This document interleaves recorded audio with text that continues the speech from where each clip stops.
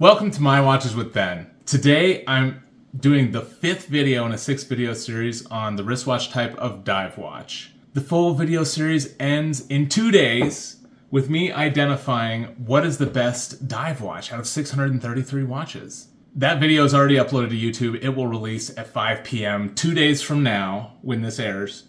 Yeah, it was such a huge undertaking to look at all the dive watches that I had to chop it up into 6 pieces. As you can see, these videos are very long on their own. Today I'm going to cover the price range of over $2,200, which I'm calling luxury. I'm calling that luxury. I know people debate about what's a luxury watch, what's not a luxury watch. Well, darn it.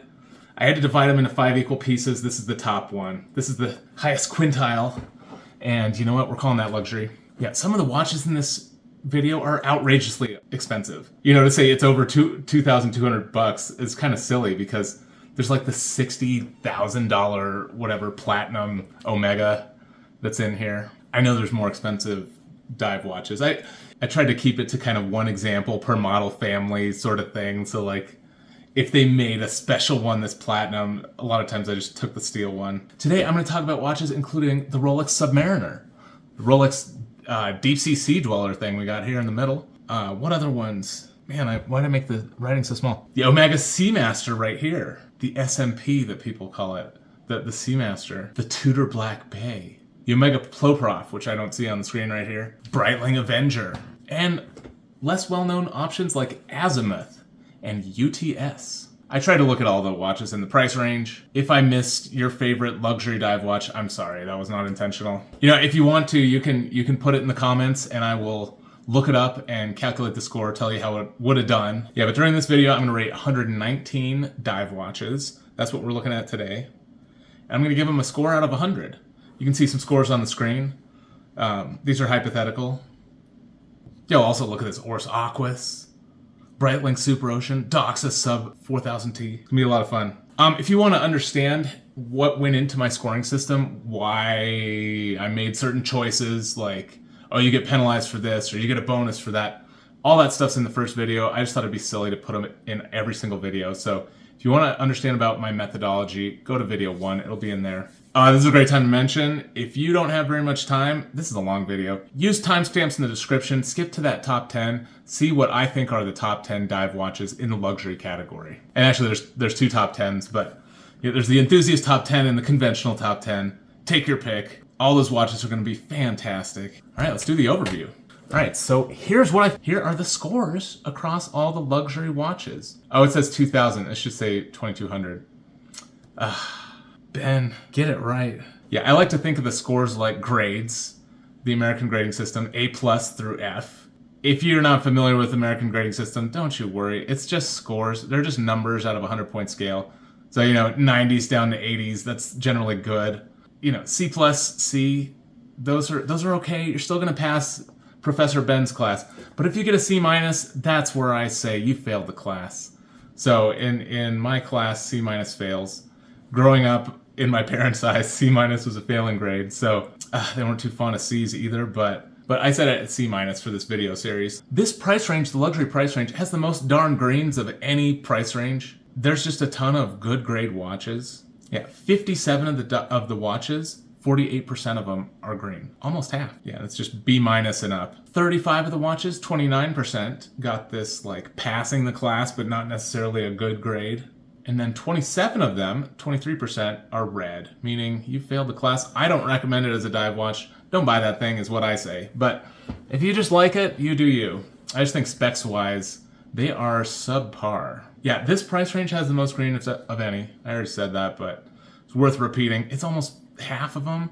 It's kind of ridiculous. You know, this is probably attributable to higher depth ratings, more chronometers, magnetic resistance, perhaps slimmer case thicknesses. We'll see if that's true as we go through this. I can't remember exactly. And just a lot of these just have much cooler complications on them. You'll see power reserves, all kinds of stuff you get extra bonus points for if you have them. So there's just a ton of really excellent dive watches over $2,200. Okay, now let's take a look.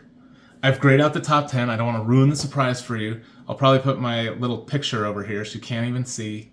It's really difficult to see those watches and spoil the fun. But yeah, you'll see, what is this, the Vertex?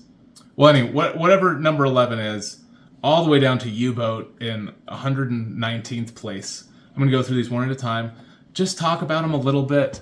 I'll try to keep it loose, try to keep it light. Don't worry so much about the score. The score is really just the foundation this whole thing is built on, so I can talk about all the darn watches. That's really the primary purpose of this video, is just look at a bunch of dive watches. And hopefully you'll find my analysis and insights interesting. And yes, this particular video, everything is just focused on the specs, you know, the thickness, all those sorts of things I was talking about. So to have cool complications, the stuff like that. Depth rating. I didn't factor aesthetics in at all. You could have the ugliest watch on the planet. If it had really solid specs, it would win my test here, my specs test. In the 6th video, the one that's coming out in 2 days, I adjust all these scores. So this tells us how functional of a dive watch is it, and then we're gonna apply other things. Affordability is actually a really huge one. Surprisingly, the luxury category still dominates even when you penalize how extra expensive it is. But anyway, affordability, brand heritage, aesthetics, how pretty the watch looks, lume impressiveness, things like that. All that stuff's gonna be factored in the 6th video. That's gonna be a lot of fun. You know, it's gonna take winners from the other videos and just kind of put them in elimination round sort of thing. Well, it's not elimination rounds, but you'll see. There's rounds. Round 1, round 2, round 3. You'll see. It's a lot of fun. Yeah, I think I've covered it all. We can go ahead and dive in with number 11. In 11th place is the Ball Engineer Hydrocarbon Original. Price of $3,349. Size of 40 millimeters and 200 meters water resistance. It's interesting, this has a mix of tritium lume and traditional lume. It's got a sandwich dial, in fact, but you've got tritium illumination on these hands. Tritium lume is it's a gas that, you know, glows perpetually, but you know, it has a half-life, and the brightness will diminish over time until you decide they're too dim and you want to replace them. I think the half-life is 12 years, but it's not like they're completely dark at 12 years. Day date on this, really stylish looks on this ball. You get a locking lever here. So locking lever is something I call when there's a visual reminder when your crown isn't fully seated. So when this thing isn't covered, you'll see this latch thing flapping in the breeze, and you'll know, hey, I need to put that thing down before I jump in. If this thing is secure, you know that crown is all the way down. You have full water resistance. That is really handy to have. Some sort of visual indicator that your watch is totally sealed up. Ball has really nice bracelets and really nice extensions on them. So yeah, it gets a bonus for that. At 14.5 millimeters thick, it is actually thicker than the average. The average is 13.3 for 200 meters water resistance. And that's what I do. I'll give you the thickness average for the water resistance, because as that water resistance goes up, the thickness goes up. And so, but yeah, this one is 13.3, so it's a millimeter thicker than average. Oh, and you see it says 1,000 Gauss on the dial. You get magnetism. Like I was saying, that stuff is included a lot of times with these nice watches. Total score of 90, A-. In 12th place is the Vertex M60 Aqualion DC. Price of $3,058, size of 40 millimeters, and 600 meters water resistance. They didn't give you any crown guards on this, unfortunately. Lume is looking really good. You get the Arabic numerals loomed. There's a negative display date here at 3 o'clock. But yeah, full lume bezel as well. Forgot to mention that. This one does have a bracelet extension. And for 600 meters water resistance, the 14 millimeters thickness is actually a millimeter thinner than average. The average is 15. So that's good. Total score of 90. In 13th place is the Rolex Sea Dweller 4000. Price of $13,250. Size of 43 millimeters. Water resistance of 1,220. And yeah, that price is if you're friends with the guy, the AD or something. Like, I don't know if I want to get into all the Rolex shenanigans, but this watchmaker, you can't just go and buy their darn watches. You have to do all this charcuterie board thing, and like, yeah, it's ridiculous. It's frankly ridiculous. But that's the way it is. I could talk about it a ton, but that you're not here for that. You don't care. So I'm not gonna talk about Rolex anymore, except just say how they're cool. So cool looking bezel, very shiny ceramic bezel. I mean, the Rolex, oh my goodness. We saw so many darn Rolex homages just from everybody, so many brands all throughout the price ranges. Everybody's copying this darn Rolex. This one is very cool. You get the minutes markings all the way around the bezel. Other models like the Submariner, they stop at 15. I like when you do it all the way around. That pleases me. But you only get a lume pip. You know, how much better would this thing have been if they put lume on that whole bezel? That would be sweet. Rolex doesn't tend to do that. I think there is one that does. We'll just have to see. Let me just talk about the one in front of me. This one doesn't have the full lume. That's too bad. Great bracelet extension on these things. Yeah, that's really sweet. 14.8 millimeters thick. What is the average? Oh my gosh, there's an average of 1. So this one is average for this depth rating because it's the only one. No, but let's see. So the 1,000 meter depth rating, there's actually a pretty good sample size there. There's 44 that have a 1,000 meter depth rating. And that average thickness is 15.7. So this is about a millimeter thinner than the average for this type of a depth rating. This is a chronometer. Actually, all 3 of these were chronometers that I've covered so far. I forgot to mention the ball is a chronometer, the Vertex is a chronometer, the Rolex is a chronometer. Pretty sweet. Yeah, beautiful design. I mean, there's a reason why everybody copies it. It's a really cool design. It's really well balanced. You don't need so much text on the dial. I think it's kind of tacky. Rolex that's what they do, and I mean, whatever they're doing is successful, so people copy every little thing about the Rolex. I don't think you need to copy the paragraph of text. Total score of 89. In 14th place is the Grand Seiko Evolution 9 SLGA 023. Price of $11,600, 44 millimeters, and 200 meters water resistance.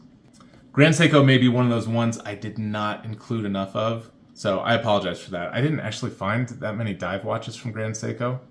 We kind of do more of the sports watches, but I'm sure there's more out there. But anyway, this one in front of us is here. We're looking at it now, Evolution 9, 200 meters water resistance.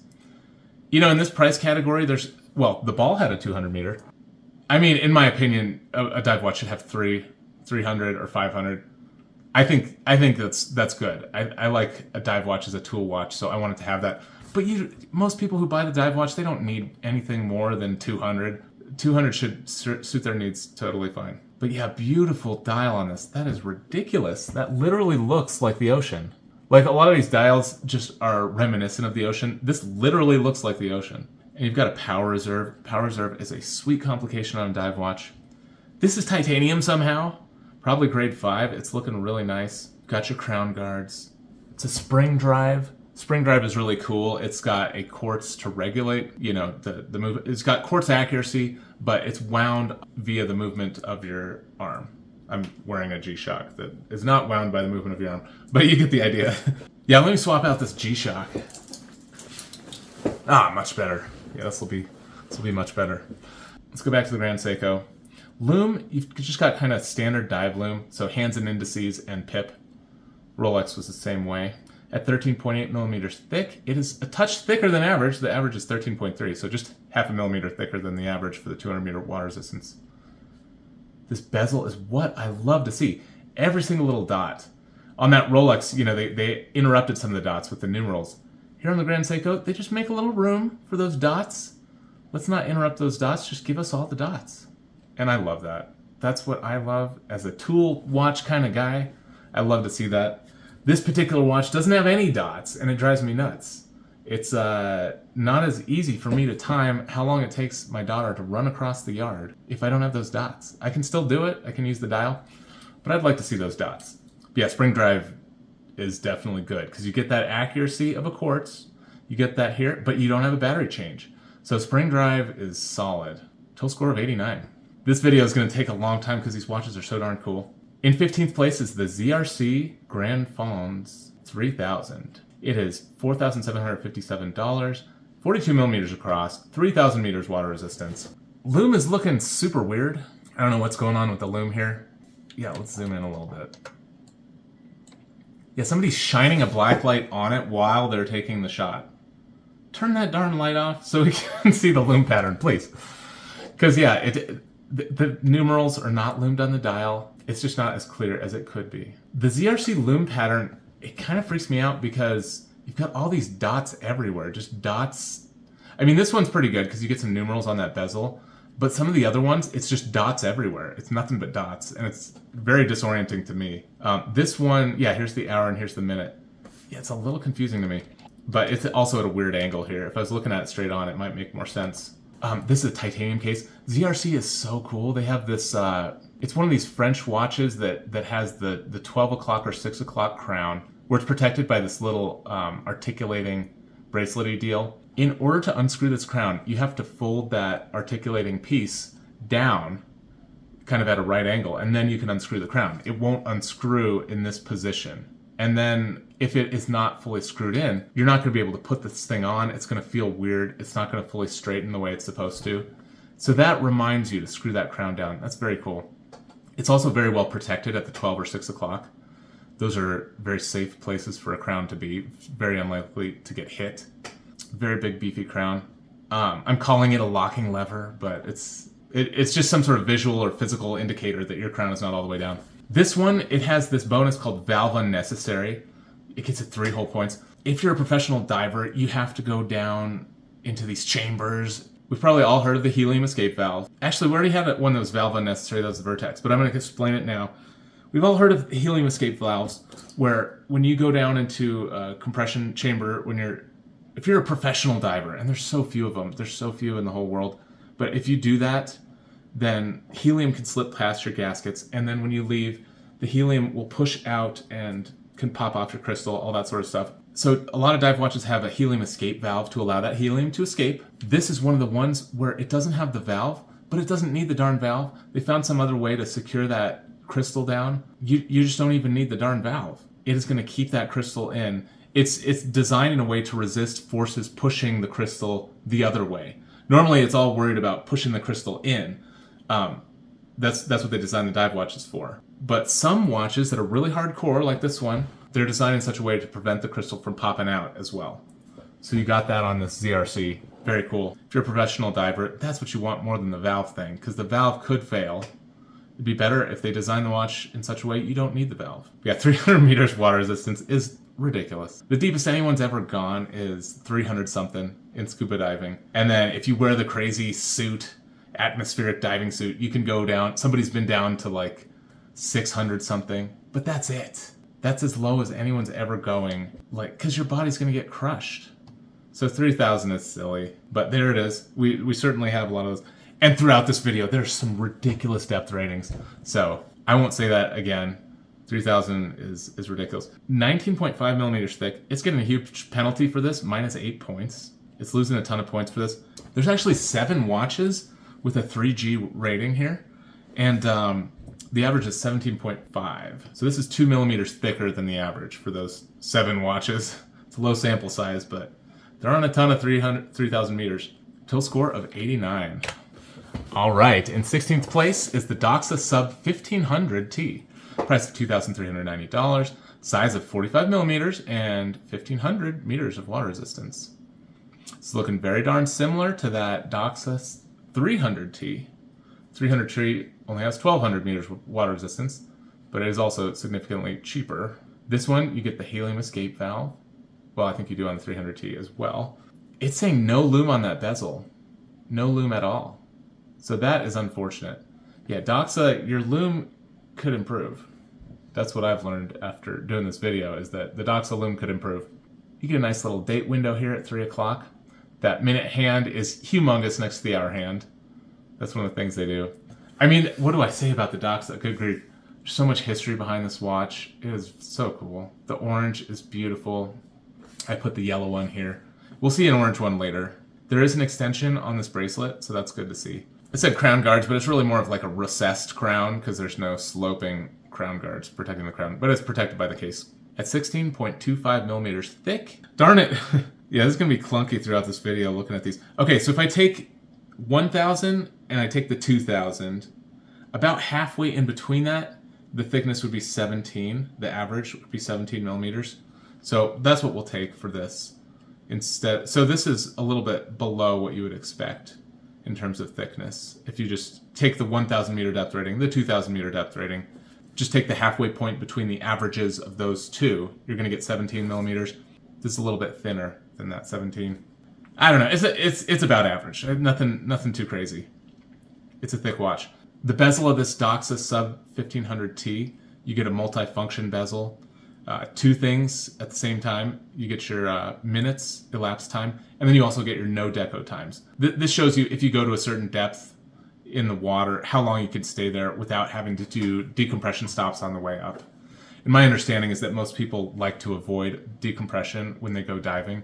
So people are doing dives of like 70 feet or something. So you can stay down there for 50 minutes and you don't have to do anything fancy. You can just come back up. That's my understanding. Look into it. I'm not a diving guy, but that's my understanding of how this thing works. Total score of 89.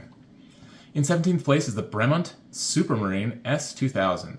Price of $5,295. Size of 45 millimeters. Water resistance of 2,000. All right, it's 18 millimeters thick, and that is a little bit under the average, actually. For the 2,000 meter water resistance rating, the average is 18.5. Half a millimeter thinner than average. You've got an interesting crown guard here. It's only on one side. Theoretically, that should be fine. If it went all the way up to the edge of the crown, if you have a blow hitting at it this way, it would hit the crown guard. If you have a blow going the other way, well, the crown is protected on the other side from the crown guard. So theoretically, you just need a crown guard on one side, as long as it's like close to the crown and goes all the way up. But I'd love to see all these markings all the way around the bezel. That is really nice. Interrupted by numerals, but that doesn't bother me so much. Loom pattern is looking really good. The dial loom is clearly brighter than the bezel, but it's nice you get a full loom bezel. You get credit for that. Even if it's dim, it's lovely to see that. Yeah, I like the style of this. The yellow and the black and the red looks good. It looks clean. There's a little bit of stuff going on the dial, but I definitely like this one. Score of 89. In 18th place is the Breitling Avenger Auto 42. Price of $4,780. Size of 42. Water resistance of 300. I think this is more of a newer model by Breitling, the 42 millimeter. I mean, obviously this is 18th place. This is a solid dive watch. I don't necessarily think of Breitling when I think about dive watches, but this is defeating a ton of heavy hitters. This is ahead of the Omega Seamaster. It's ahead of the Rolex Submariner. It's ahead of the Bell & Ross. Well, Bell & Ross is another one you don't expect to be. That one's actually really sweet too.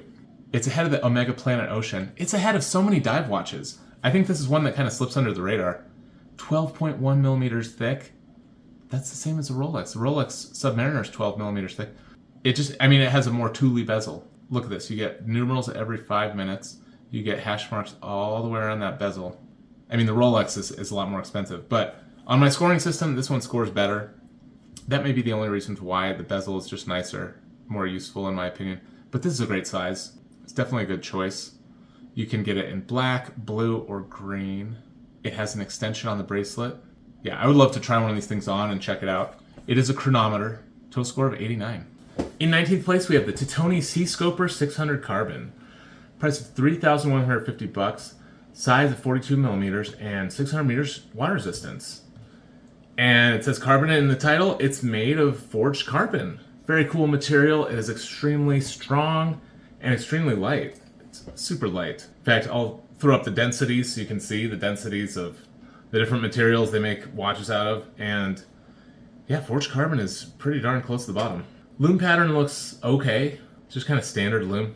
The second's loomed. Good. Thickness, 14.2 is thinner than average for the 600 meter. 600 meter water resistance, the average is 15. So this is 0.8 millimeters thinner than average. I like the style of it. I like the numerals on the bezel that Titoni does. I think these look really nice, this font here. And their handset is cool. It's a chronometer. Definitely a cool looking watch. Score of 89. In 20th place is the Rolex Deep Sea 116660. Price of $14,460. Size of 44 millimeters. Water resistance of 3,900 meters. That is impressive. That is an impressive depth rating. It's by no means anywhere near the top depth rating. The deepest dive watch goes down to 25,000. It's all silliness. The Mariana Trench, the lowest point is like 11,000 or something. So yeah. But yeah, you can't take this to the bottom of the Mariana Trench. Of course, you can't go down there either. But yeah, it's got a helium escape valve. It is 17.6 millimeters thick. And yeah, at this point, okay, we have an average for the 6,000. The average for the 6,000 meter is 19.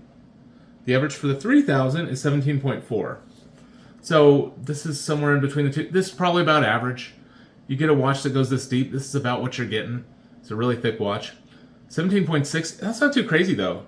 This watch on my wrist is 17 millimeters thick, and I don't have any problem with it.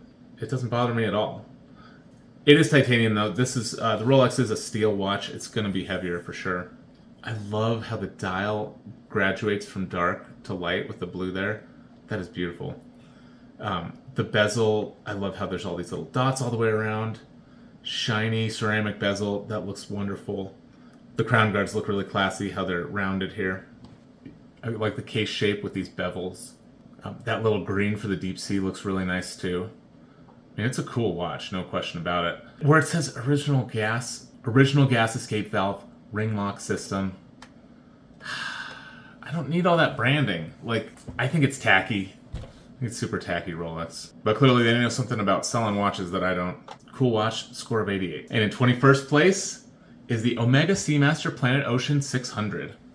Price of $8,600, size of 43.5 millimeters, water resistance of 600. This is a titanium watch. That'll feel really nice.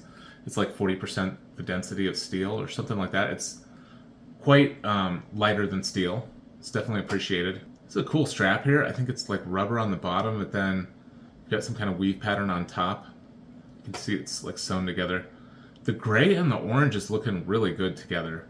And they have a bunch of other colorways. I think this was the one I like the best. But yeah, you've got a black dial, a blue dial, silver dial, or silver or gray, and then tan and white.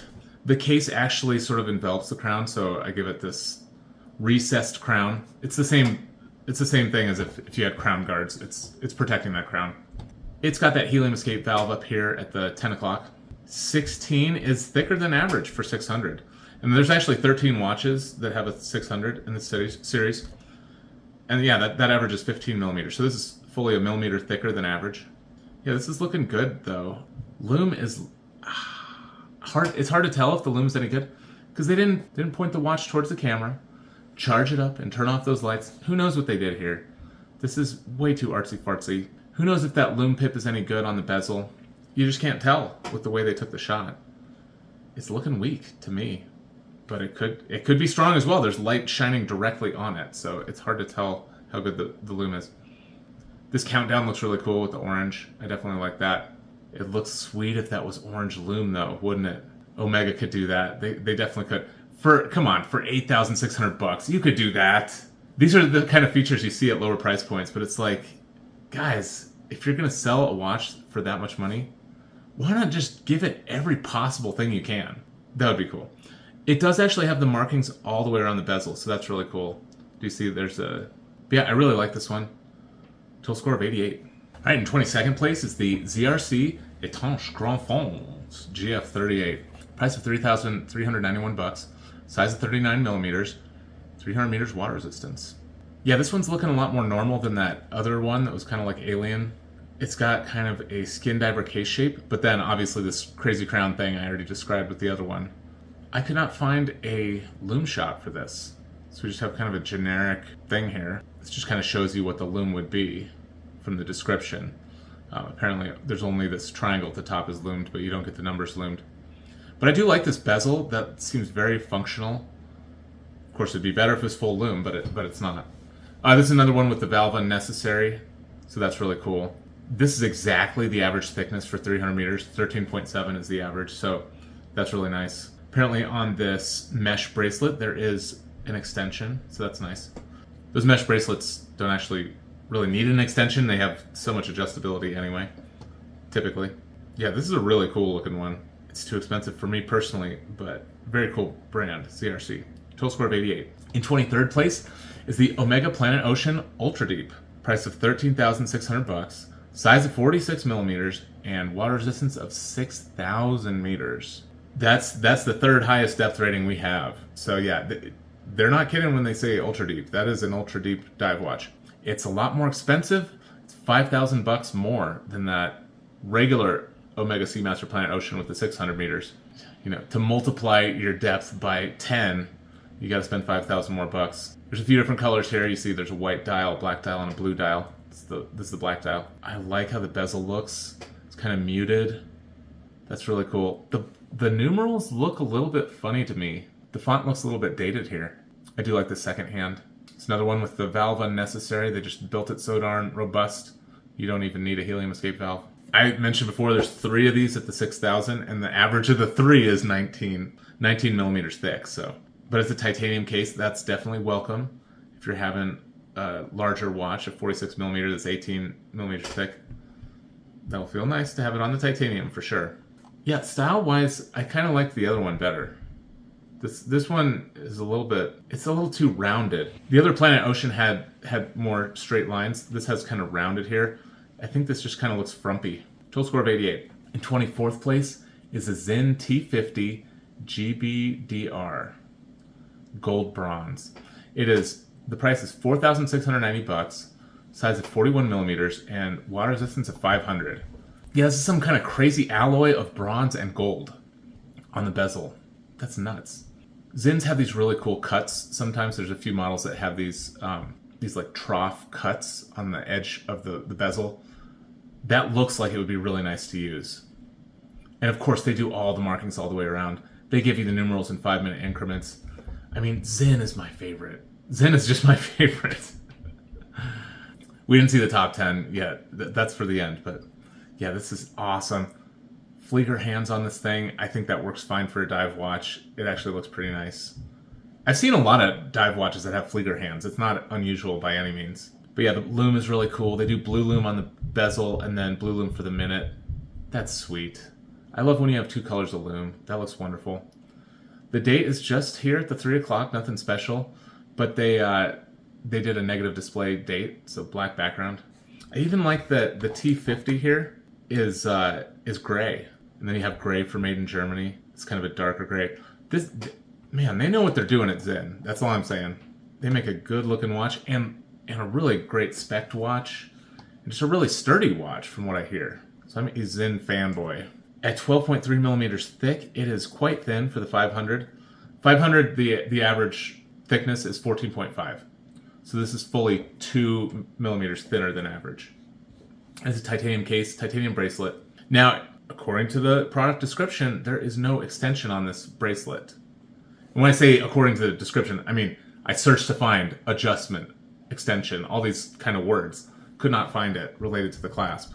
Yeah, that cost it some points. It'd be nicer if it had an extension or some other on-the-fly adjustment mechanism. Total score of 87. In 25th place is the Omega Seamaster Diver 300.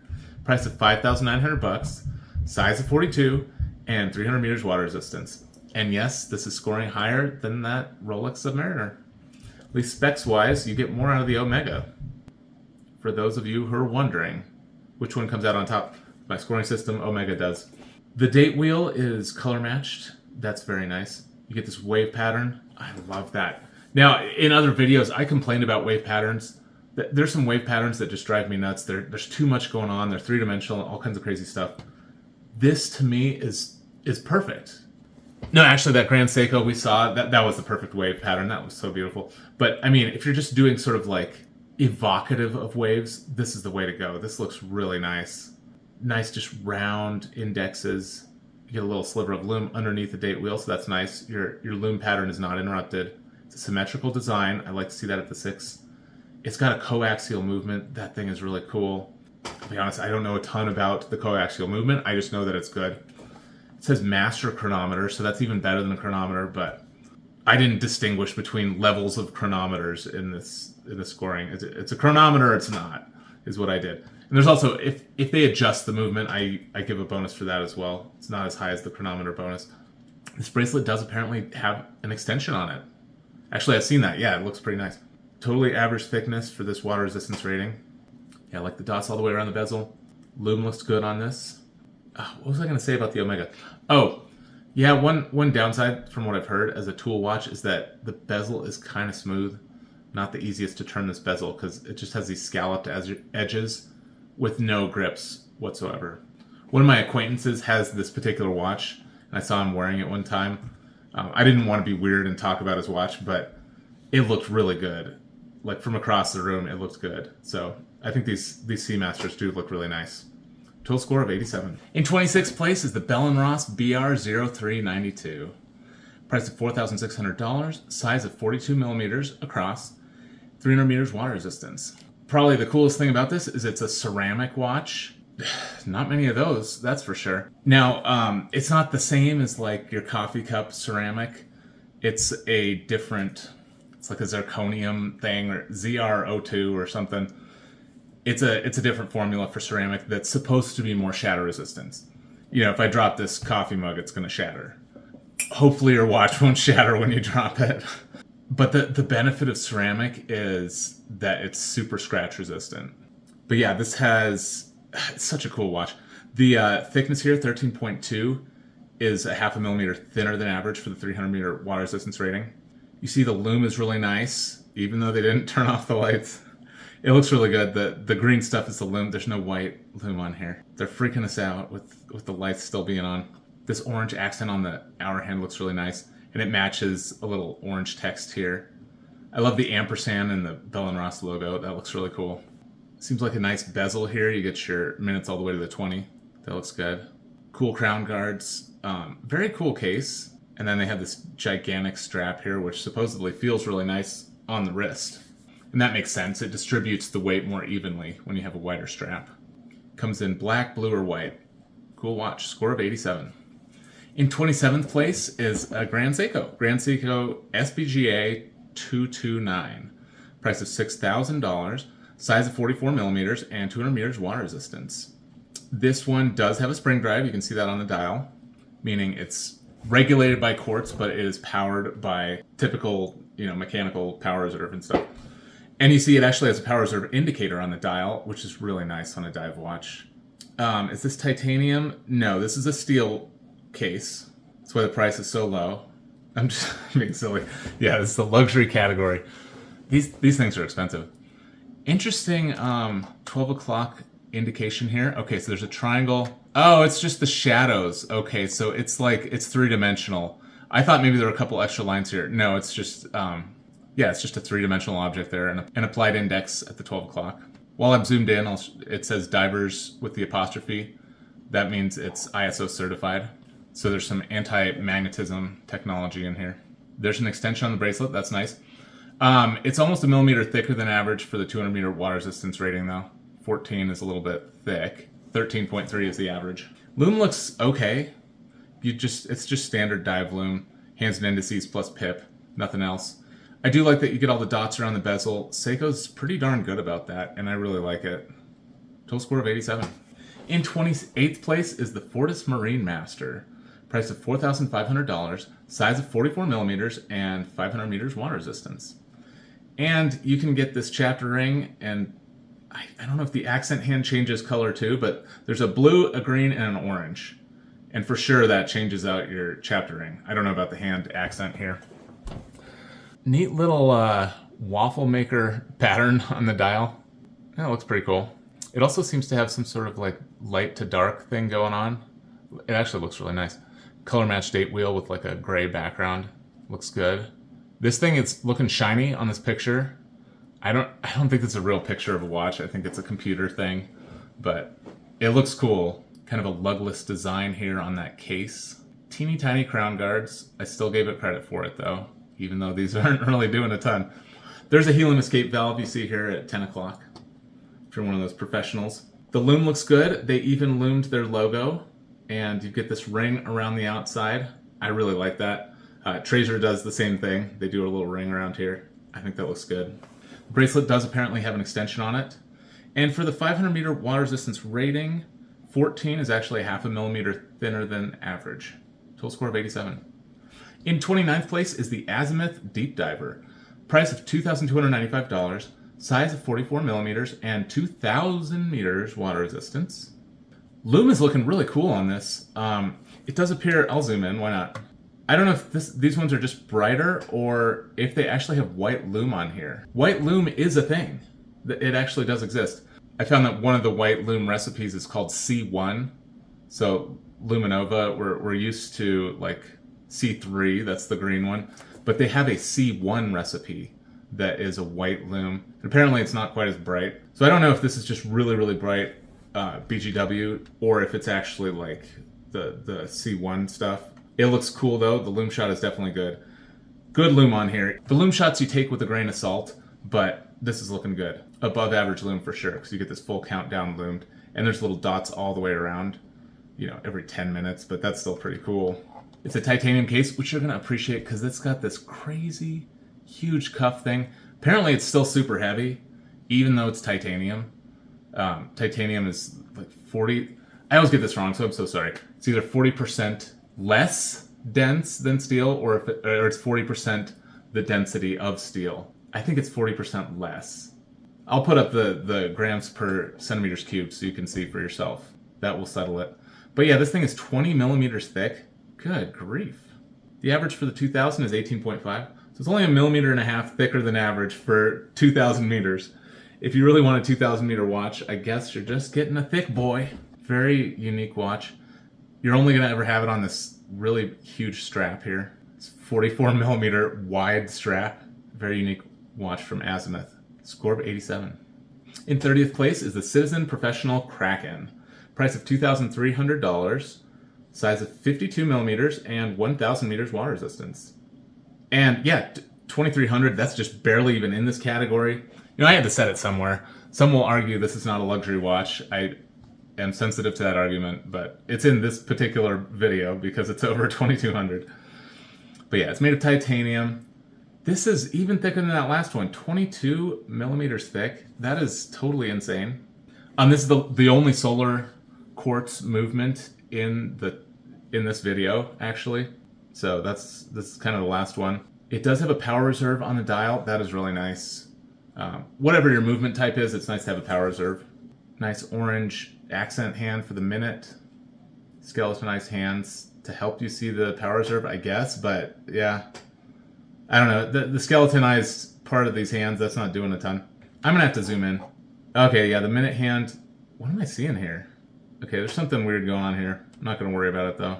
This watch does have a lock for the bezel. You see free and lock. Yeah, you turn this thing down and that bezel's not going to turn. That's sweet. I love a bezel lock. And it's got the power reserve, so I got a lot of points for that. If it wasn't so darn thick, this thing could be in second place. Like, this could be one of the best dive watches there is. But it's just so thick. And Citizen does that. Oh, and yeah, it's really big, too, but it's only it's an 87, so it could really, if it wasn't losing 17 points here, it could do extremely well. Yeah, in fact, in protection, it exceeds the 30 points allotted. And then in utility, it's at 43, it exceeds the 40 points allotted to utility as well. So this thing is really solid. It's just also huge. That's it. The only penalties it's getting is just being so huge. So that's interesting. Lume looks really good on this, although it's just a pip. All you get is the pip. Some think that's all you need. I like to have more than that. I do like that you get all these markings around the bezel. Yeah, this is looking solid. Sweet watch, score of 87. Here it is. In 31st place is the Rolex Submariner Date 126610. Price of $10,800. Size of 41 millimeters and water resistance of 300 meters. Yeah, I put up here the Hulk, the green. Oh wait, it's not the Hulk. I don't know. It's a Starbucks or, gosh, I can't keep up with the nicknames. Yeah, I want to do it right. Is it called the Cermet? I think this is the Cermet. Silly thing to call it. Whatever. The cool thing about the Rolex, the thing that people always talk about with the Rolex, is that the 12 millimeters thick is uncommonly thin. I mean, as you watch this video, you'll see that's a bunch of baloney. There's a ton of watches that are thin. It is very good. I agree, this is very good. For 300 meters, the average is 13.7. So this is almost 2 millimeters thinner than average. That's great. It's just not alone in that. There's other watches that are that thin. I'm looking at another one on this page that's a 500 meter watch that's 11.2 millimeters thin. So Rolex is by no means breaking records with their thinness or anything. It's just a nice wearing watch. Really good balance, nice wearing. From what I hear, I've never held a Rolex. I've never even seen a Rolex with my eyes. In the real world, I've never seen somebody wearing one of these things. I guess I just don't hang out with those kind of people. But yeah, 10.8, that's if you buy it at the authorized dealer with the charcuterie board. Oh, I said I wouldn't say it anymore. Okay, zip in the lips. We won't talk about that. The bracelet extension, it's got a glide lock on it, which apparently is just like the best clasp adjustment mechanism there is. There's others that have come close, but apparently Rolex does it best. I would believe that. I mean, this is a lot of money. They got to be doing some stuff really, really excellently. it says superlative chronometer. It is a higher standard than the normal chronometer standard. So you're going to get a pretty darn accurate automatic watch with this one. Again, not anywhere near the accuracy of just quartz movements. Automatics, even if they're superlative, can never compete with an actual quartz watch in terms of accuracy. But I love the autos, and others do too, and you don't have to change a battery, but you do have to get it serviced. In fact, I inherited a watch from my grandpa, a Bulova quartz watch, and they wanted like $400 to service this thing. And I'm thinking, is that necessary? I guess it is. You know, I'll have to save up and do that someday. But man, that's a lot of money. Yeah, what else to say about the Rolex Submariner? Really cool watch. Apparently the lume is really nice. This is, I don't know, is this an actual picture? I kind of doubt it. Pictures of the no date version, which is just called the Submariner. The date version is the Submariner date, which is what I'm evaluating here. Date gives you 2 points, so scores higher with the date. Total score of 86. In 32nd place is the Triton Subphotique. Price of $5,084. Size of 40 millimeters and 500 meters water resistance. And Triton is a brand that was kind of revived recently. It says Swiss made on it. It's got probably Swiss movement and stuff. A lot of times that's what they do. Yeah, people like to see Swiss made on the dial. And this is a Swiss made watch. I really like these numbers here with the little 0. That looks really cool. You get all the slashes all the way around the bezel. Interrupted by numerals, but that's okay. Really nice looking lume here. The lume shot is looking great. Date is kind of looking like an afterthought, I'll be honest. That's not the best feature about this watch. I like this minute hand with the big arrow at the end. I like to see the numerals printed on this chapter ring. That's nice. The coolest feature about this watch is, I called it a locking lever. There's nothing locking, there's no real lever here. What there is an articulating piece of the bracelet here that covers the crown. It envelops the crown here. And the function of this is when the crown is unscrewed, even slightly, you're not going to be able to close that bracelet, close this little articulating piece. Sometimes they do these on leather and stuff, so that's why I'm saying articulating piece. If you attach a strap, it'll attach past this point.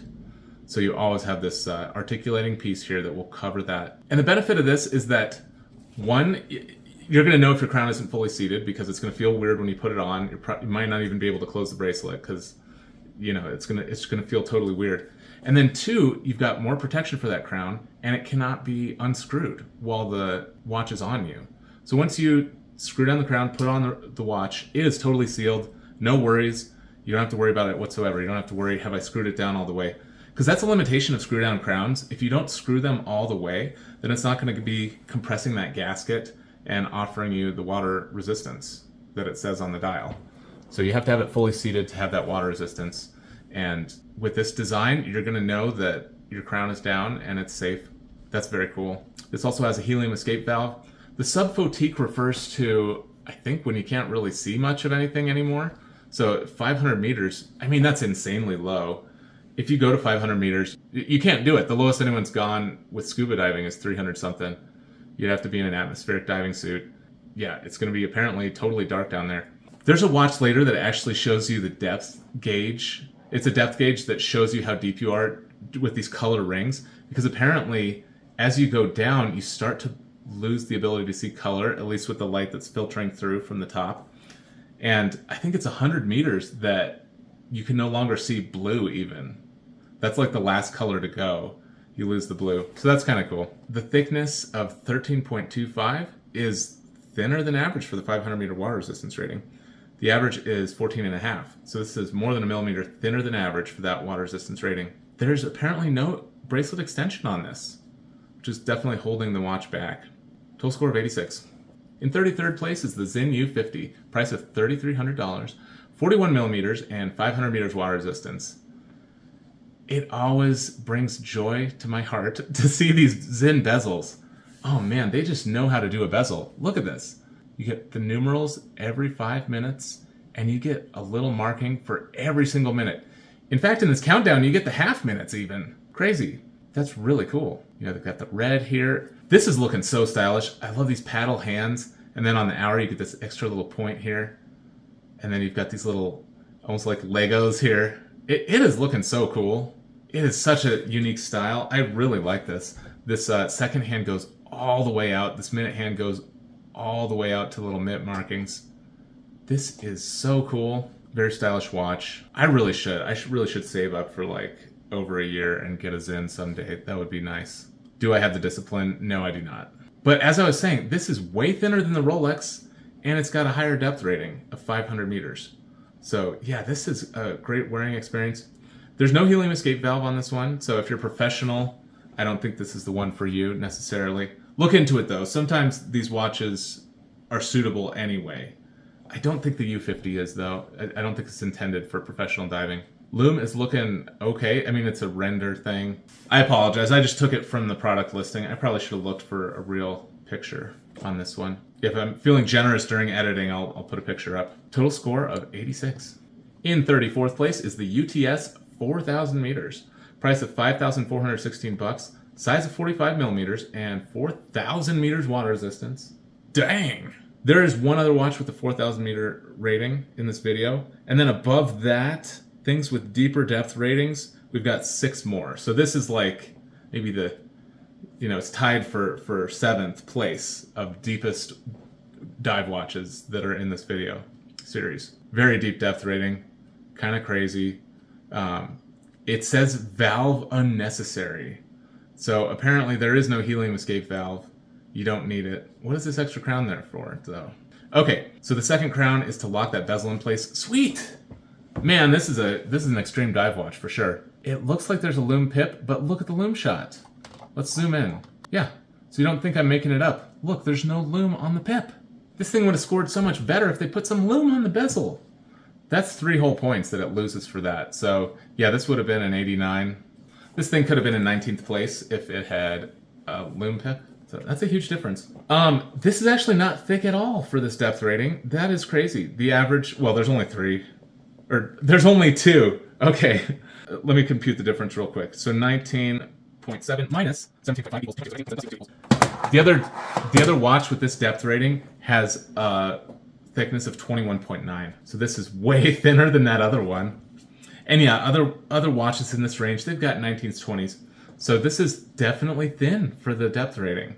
As crazy it is to believe that that's thin. I mean, I'm wearing a 500 meter watch right here that is 17 millimeters thick. And this thing is just a half a millimeter thicker, and it goes down to 4,000. So it's impressive. UTS is impressive for sure. It looks like you do have some lume like on the logo and stuff. That looks pretty cool. It even has a lumed date. All right, I'm zooming in again. It has a lume date, but not a lume pip. Make that make sense. Make that make sense. What is going on? Very perplexing. It makes me doubt whether the pip is lumed or not, but we've got that picture in front of us. That is the determining factor. I hope you agree with me. It does not have lume. Cool watch. Score of 86. In 35th place is the Cobalt Soarway Diver Seal. Price of $6,850. Size of 44 millimeters and 1,000 meters water resistance. I think this has something to do with James Gandolfini. Is that his name? The guy from, what is that show called with the mobsters? I can't even remember. It's got a titanium case. Apparently there's some crown guards here. 17 millimeters thick is a little bit above average. The average is 15.7 for a 1,000 meter dive watch. So yeah, this is a little more than a millimeter thicker than average. There's no date on this thing, unfortunately. Lume is looking weak. Lume is looking super weak. Those minute hands are not loomed very well whatsoever. It doesn't say no lume second. All right, I better zoom in. Apparently the second is loomed, but what is going on here? That lume is abysmal. So as far as the score is concerned, it's doing okay lume-wise, but you actually look at the picture and it's like, that's not up to par. Design looks all right. It's weird there's no numerals in the countdown zone, but I guess you get your full slashes there. So that's kind of nice. Very wide bezel. This bezel is crazy wide. Very long lugs on this thing too. Total score of 86. In 36th place is the Ulysse Nardin Diver Deep Dive Hammerhead. Price of $14,890, size of 46 millimeters, and water resistance of 1,000 meters. What are we seeing here? Yeah, this isn't red lume. They're just shining it with a UV light while they take the picture. And even so, it's still super dim. Super grainy looking. I'm not impressed by the lume. It's got a crazy locking lever here. I do like that. It's looking very industrial, very chunky, very extreme. Yeah, I mean, the bezel looks super cool with kind of a relief bezel here with blue on the bottom. Let's zoom in again. Yeah, there's kind of like rubber. I think this is a rubber insert. And you can kind of see these little ribs. That's looking really cool. Oh, while we're zoomed in, look at these little sharks on the dial. I know the picture is a little pixelated. Sorry about that. There's a hammerhead shark there on the small seconds. And then there's also like sharks all over the place. Very cool. At 14.3 millimeters thick, it's about 1.5 millimeters thinner than average for the 1,000 meter depth rating. That's very nice. I do like these metal pieces on the silicone strap. That looks really cool. You get a left-hand crown on this. Total score of 86. In 37th place is the Blancpain 50 Fathoms Tech. Price of $28,000. Size of 47 millimeters. 300 meters water resistance. Dang, yeah, year's salary for this Blancpain here. It's got a 3-hour hand. So this hand here, the fourth hand, it's not a GMT. I ruled all the GMTs out. You'll not see any GMTs in this entire series, hopefully. Actually, I know there's one that slipped through. I'm not going to tell you which one. I tried to play it off, but there is one in there. But yeah, this is a really unique one. It's got a 3-hour hand. Apparently people do 3-hour dives, and you want to know how long that's been. So yeah, you've got a 3-hour hand. It just goes away at does one full rotation every 3 hours. So you just line up this pip with that thing, and you can count how long 3 hours are. That's pretty darn cool. I think this is the only one that does that. You have green lume on that 3-hour hand, green lume on the bezel, and then green lume on that little second hand, and everything else is blue lume. I really like that. The orange looks really good with the black. That's really nice. I don't think I've ever seen one like this with the lug hump in the middle, just no lug bars, and then the strap attaches on either side of that hump. That's very odd. The case is titanium. That's going to feel really nice. Helium escape valve, so it's suitable for those professionals out there. But yeah, how much does a professional diver make? Are they going to have an extra 28 grand lying around to spend on a watch? Well, I said year's salary. I don't think a professional diver is going to make that in a year. They're probably going to make more than 28 G's. Oh wait, you add tax even on this. That's funny. Yeah, if your salary's 28, your take home is way less than that. And then of course the watch itself is way more than 28 when you add the sales tax on it. So yeah, you're getting hit all these different ways. Very cool watch. Score of 85. In 38th place is the Blancpain 50 Fathoms Automatique. Price of $16,500. Size of 45 millimeters. 300 meters water resistance. I think this is just their regular dive watch. Like the equivalent of the Rolex Submariner. Like that last one we saw, that's their fancy Blancpain. I think this is just like their entry-level Blancpain at $16,500. Which actually, I mean, the Rolex is 10.8. So yeah, this isn't a ton higher. I think of Blancpain as being like way, way better than Rolex quality-wise. I'm sure that's true. But yeah, you look at their prices, and Rolexes are expensive.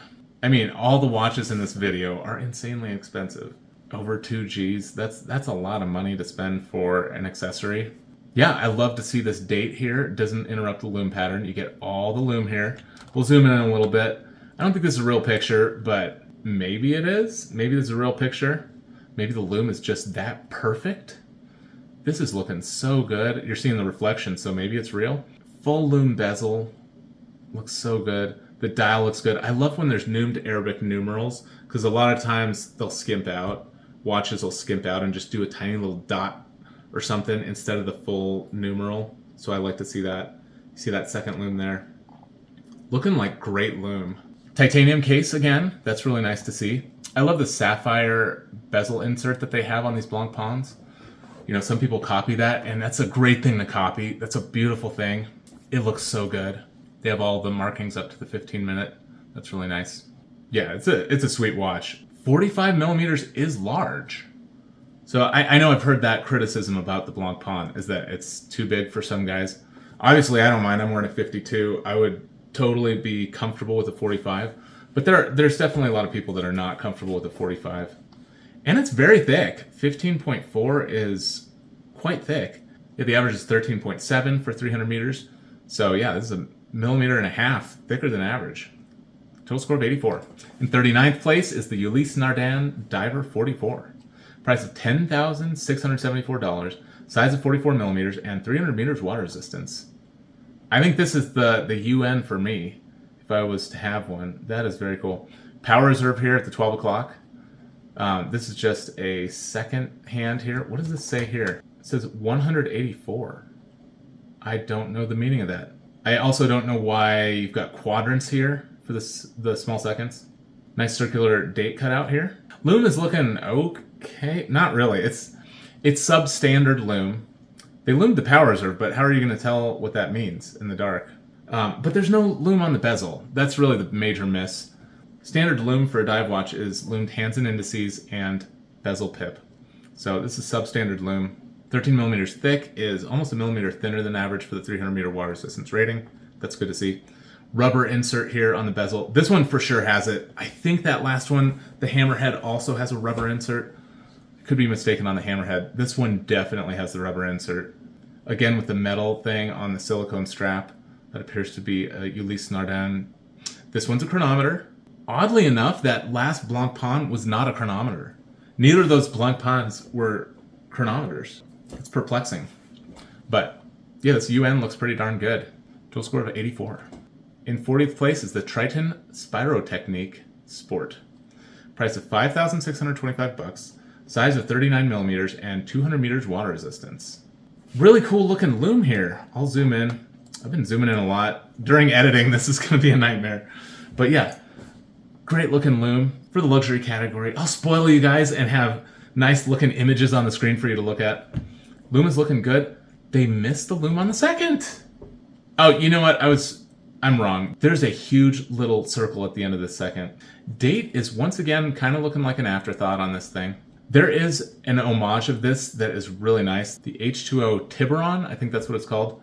Definitely look into that if you want the look without the cost. That H2O is really nice. Yeah, if you want the real deal, here's the Triton. Again, you've got that protection, which we discussed earlier. This is not a chronometer.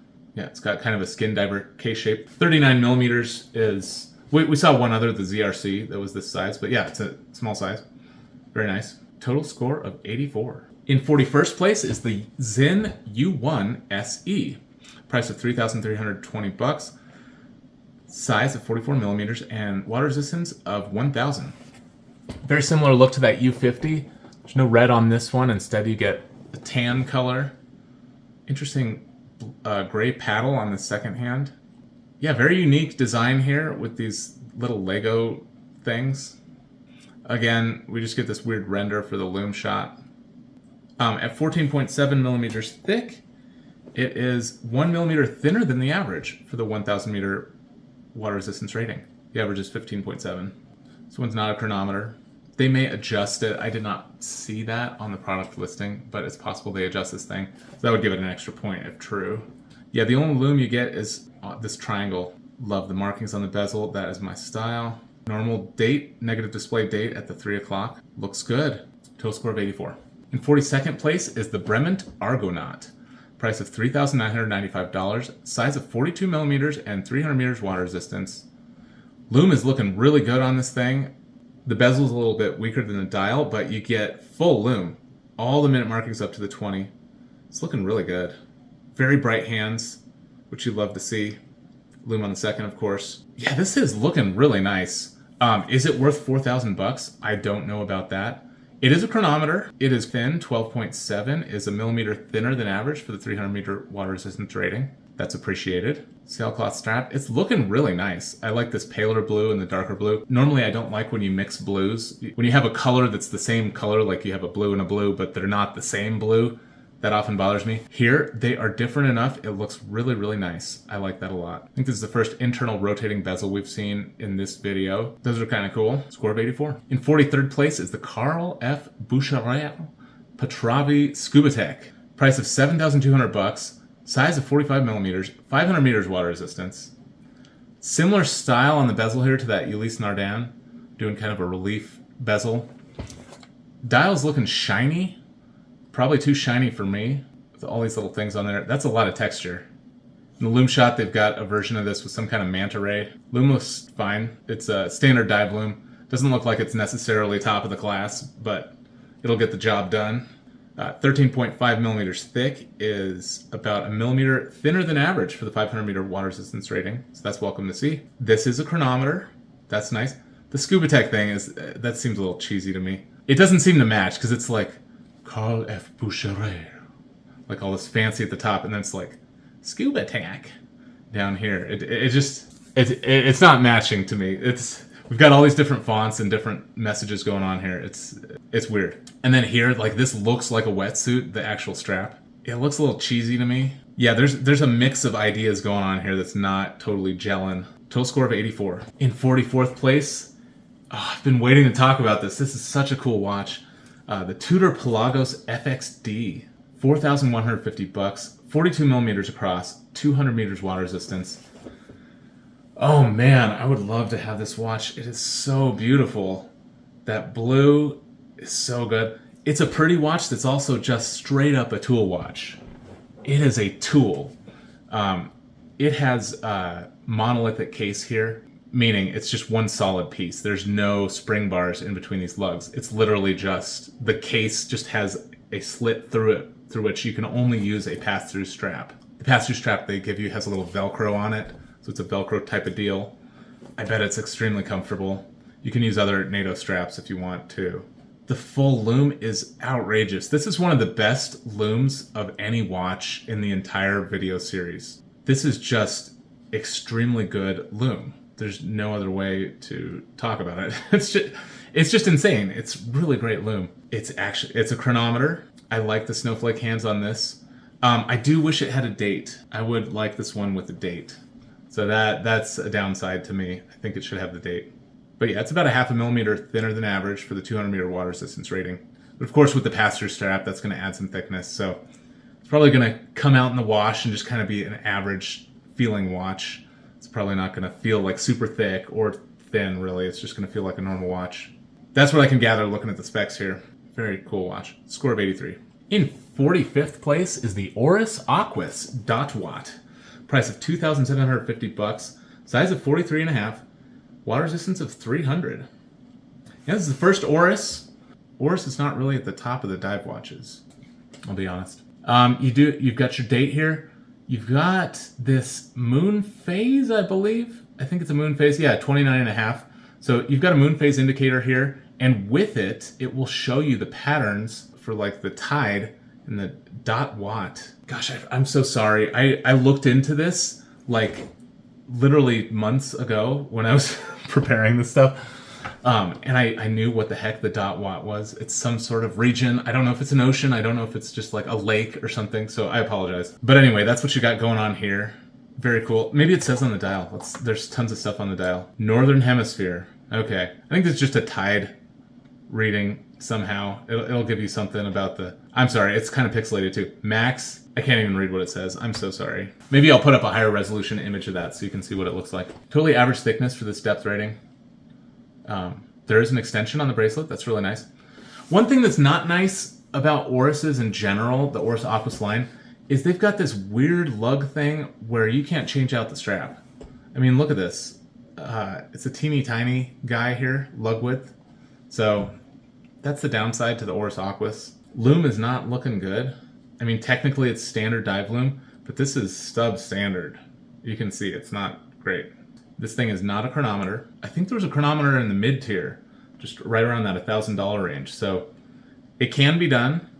Oris at almost $3,000, not a chronometer. Total score of 82. In 46th place is the Damasco D Sub 10 Black. Price of $2,741, 42 millimeters across and 300 meters water resistance. Nice looking German style bezel here. It has a purpose and it will fulfill the purpose. You get minutes all the way up to the 15. I like the yellow. The yellow is looking good. Usually they use kind of a more of a muted yellow on watches. I think for a dive watch, this kind of safety yellow is looking really good. This is about a millimeter thinner than average for the depth rating. You get Flieger hands, so it's got a little bit of a piloty thing going on. You get a sector dial. It just means a big cross in the middle. Little circular date window here between 4 and 5. Little point on the end of that second hand. Loom is looking decent. Again, they didn't turn off the light. This one is not a chronometer. Looks pretty cool though. Score of 82. In 47th place is the Omega Seamaster 300 Platinum. Price of $66,000. Size of 41 millimeters and 300 meters water resistance. Yeah, platinum. It's not like the Ford F-150 Platinum Edition. This thing is literally made of platinum. So that's why it is 66 Gs. It's made of platinum. Platinum is a very corrosion-resistant material. It gets high marks for corrosion resistance. It gets low marks for weight because it is extremely heavy. It's an extremely dense material. I know heaviness and density are different concepts. It's a very dense material. Per description, it has a loomed pip and loomed hands and indices. They don't have a loom shot on their page.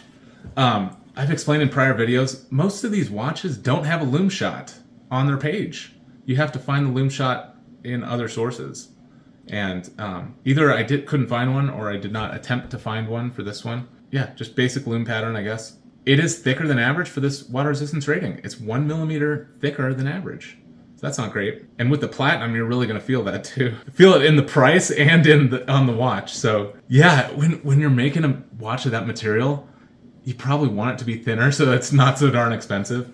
That's crazy. I mean, if you have a spare 66 Gs, I don't know. Who has a spare 66 Gs? That's crazy. I'm not digging this bezel. It's too minimalist for me. At least you get the numerals. I've seen bezels that just have like triangles and stuff. At least this one, you do get some numerals on there. You can use it. That's fine. I do prefer the triangle though. That is more precise for timekeeping than just some circle thing. Bracelet does have an extension on it. Yeah, I'd be interested if the clasp itself is made of platinum or steel. I don't have that information. Sorry about that. Total score of 81. In 48th place is the Milu Archimedes. Price of $2,291. Size of 41 millimeters and 300 meters water resistance. It's an internal rotating bezel. I'm really liking the bezel. It looks good with all those dots. The loom looks really great. You don't get the dots loomed, but everything else is loomed. This is a solid loom pattern for sure. Apparently there is a helium escape valve with this thing. 300 meters water resistance. But yeah, if you're a professional, that helium escape valve is gonna help you not blow your crystal out. Yeah, 12.9 millimeters thickness is almost a millimeter thinner than average. The average is 13.7 for 300 meters. It's on a tropic rubber strap. I really like this orange. That is looking nice. Yeah, this is a really stylish watch. It's not a chronometer or anything, but it's looking good. Total score of 81. In 49th place is the Atelier Holger Frommond, which means frogman apparently. Price of $11,183. What? Size of 40 millimeters and 300 meters. Man, I just noticed that price. The price is crazy. But look at the loom. Does that make up for the price? Probably not. Loom is looking great though. Rolex, you could do that. These other luxury brands, you could do something cool. There's nothing stopping you. So great loom. Kind of plain on the dial, I'll be honest. It is somewhat bland to me. I mean, there is a lot of cool stuff going on. You get this nice small seconds. Loomed register on the small seconds. That's really cool. 13.5 millimeters thickness is just a shade under the average for 300 meters. Pretty much just average though. There's no date on this thing, unfortunately. Yeah, kind of basic hands. Elongated home plate indices for the 3 and the 9. Total score of 81. In 50th place is the Manta Ocean King.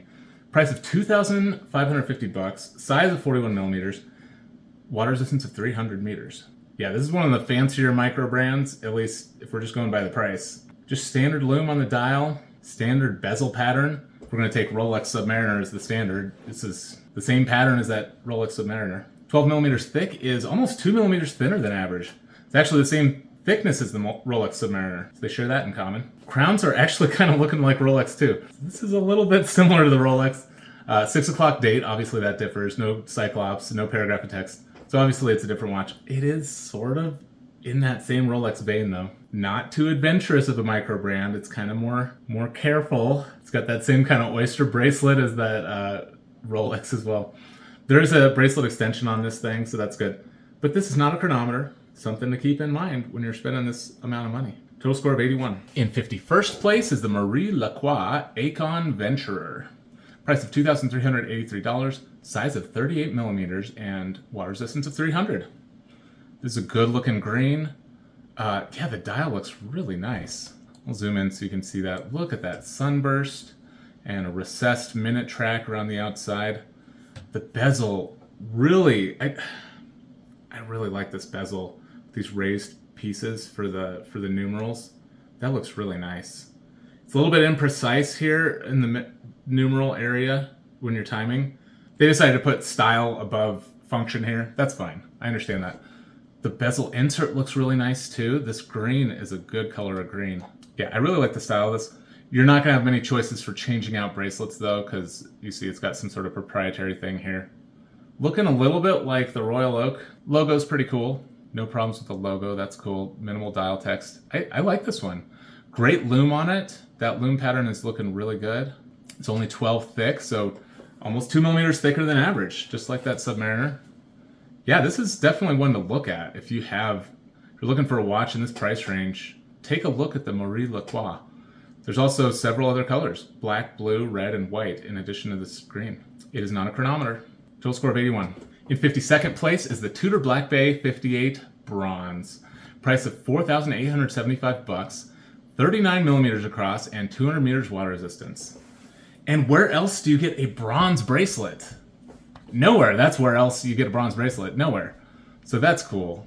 Full bronze bracelet. This is quite thin.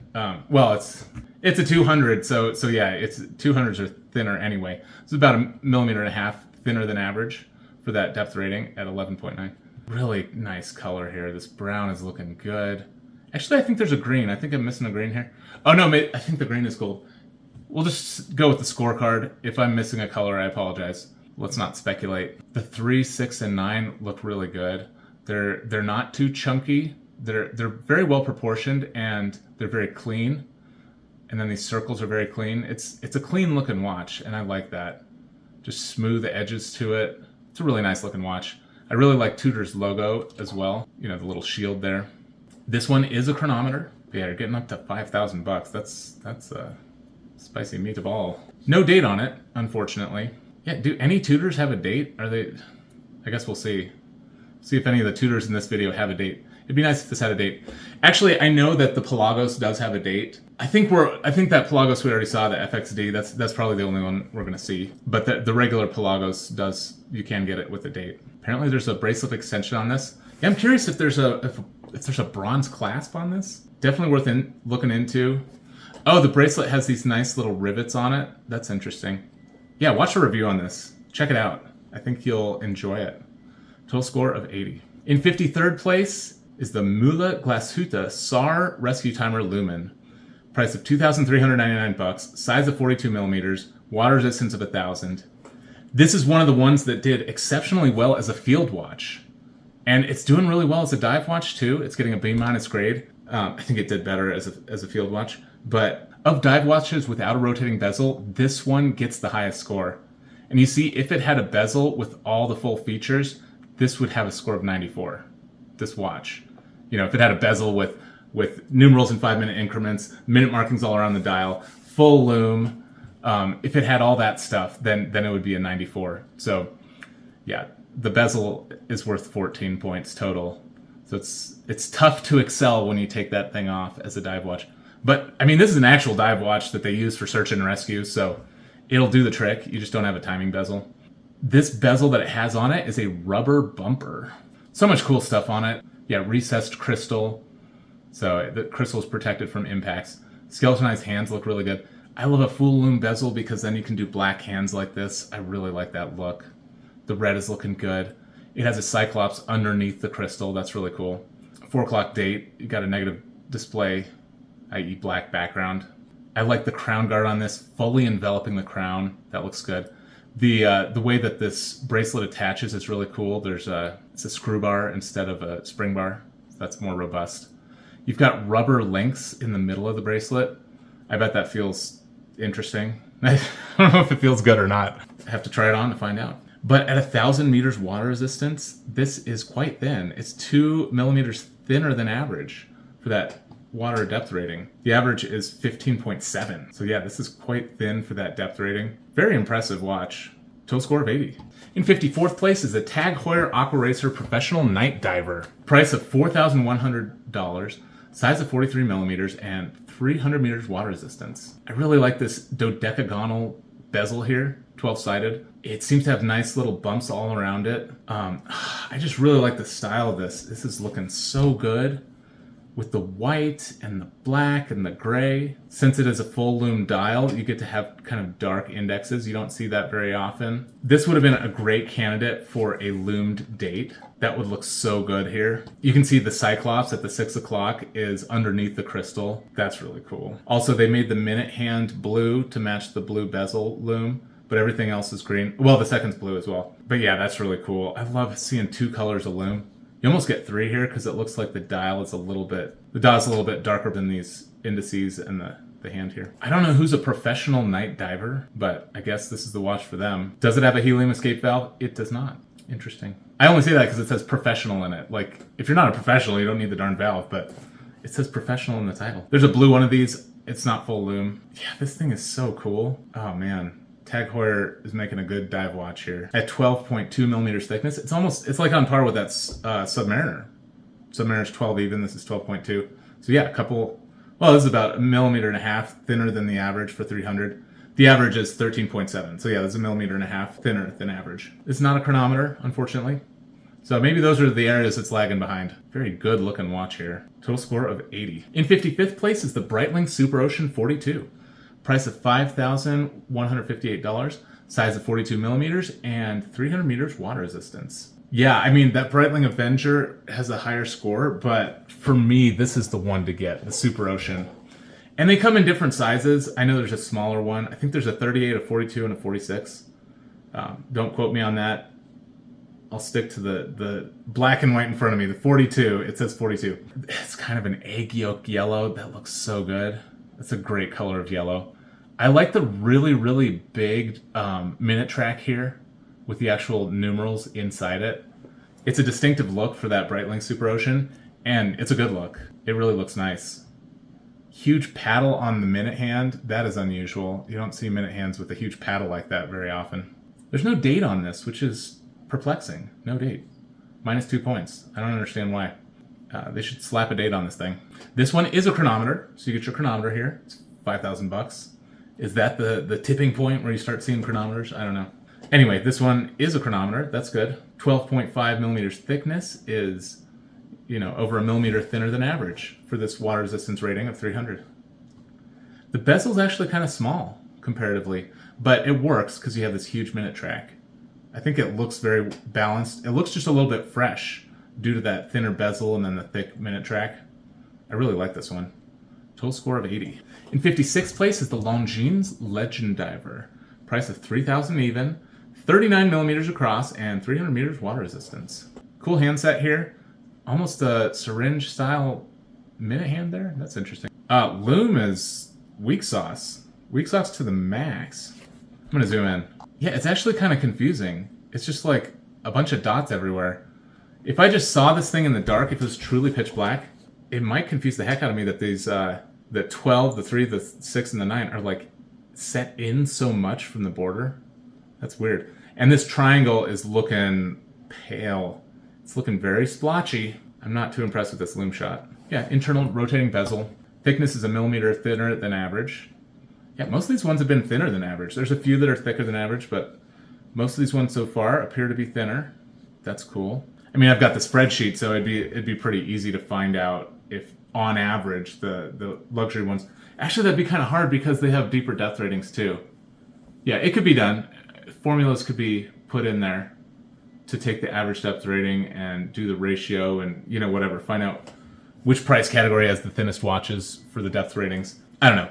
Just going by feel, it seems like we're getting some thin watches here. That's kind of nice. Yeah, if you have a smaller wrist, maybe this is a good one for you. 3,000 is a lot. It is a chronometer, though. You generally, with Longines, you tend to get a little bit of value. Total score of 80. In 57th place, the last of the good grades. The last of the B minuses is the Artia Depth Gauge.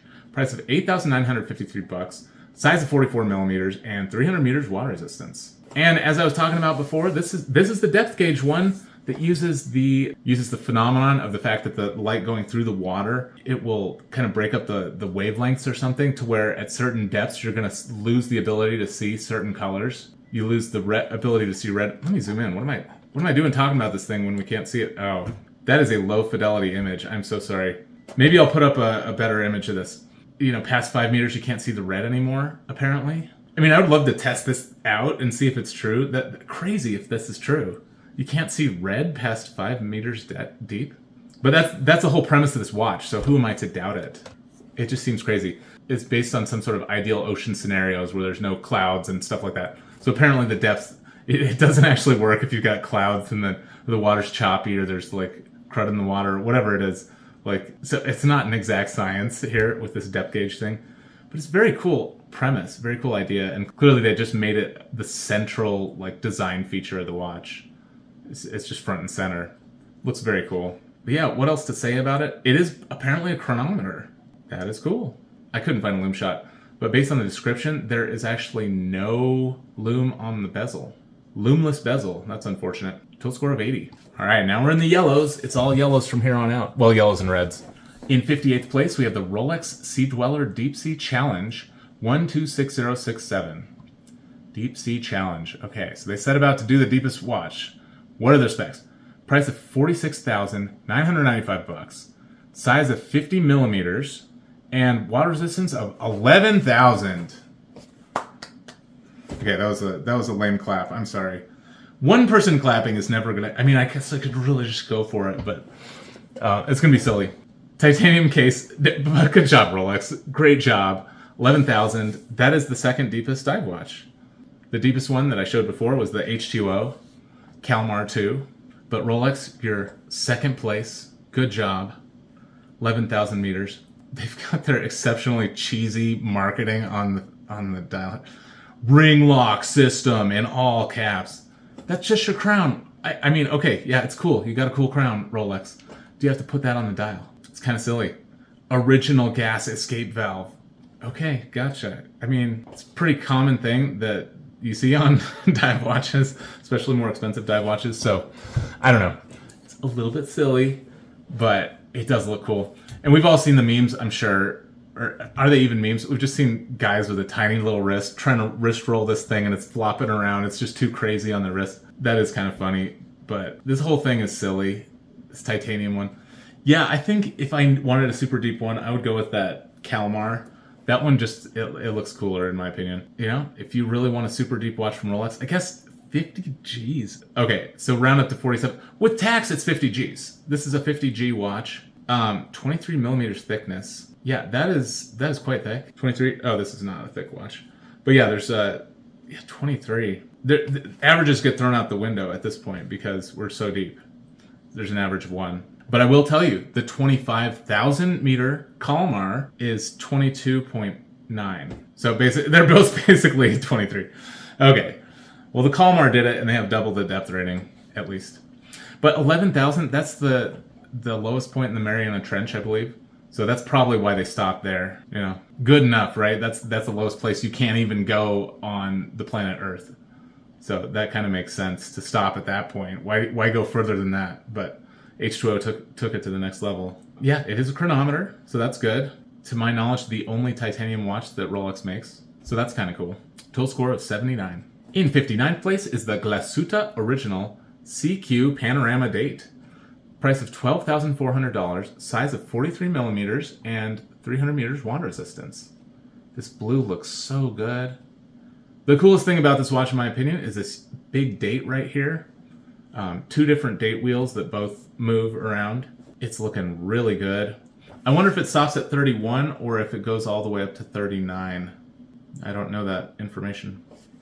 It is thicker than average, which you kind of expect with this cool complication. But yeah, for the 300 meter water resistance, the average is 13.7, and this is 15.7, so fully 2 millimeters thicker than average. This is a very thick watch for 300 meters. So you're going to notice the thickness. And it's 43, so yeah, you'll notice this one for sure. It's a little bit bigger than average, I would assume.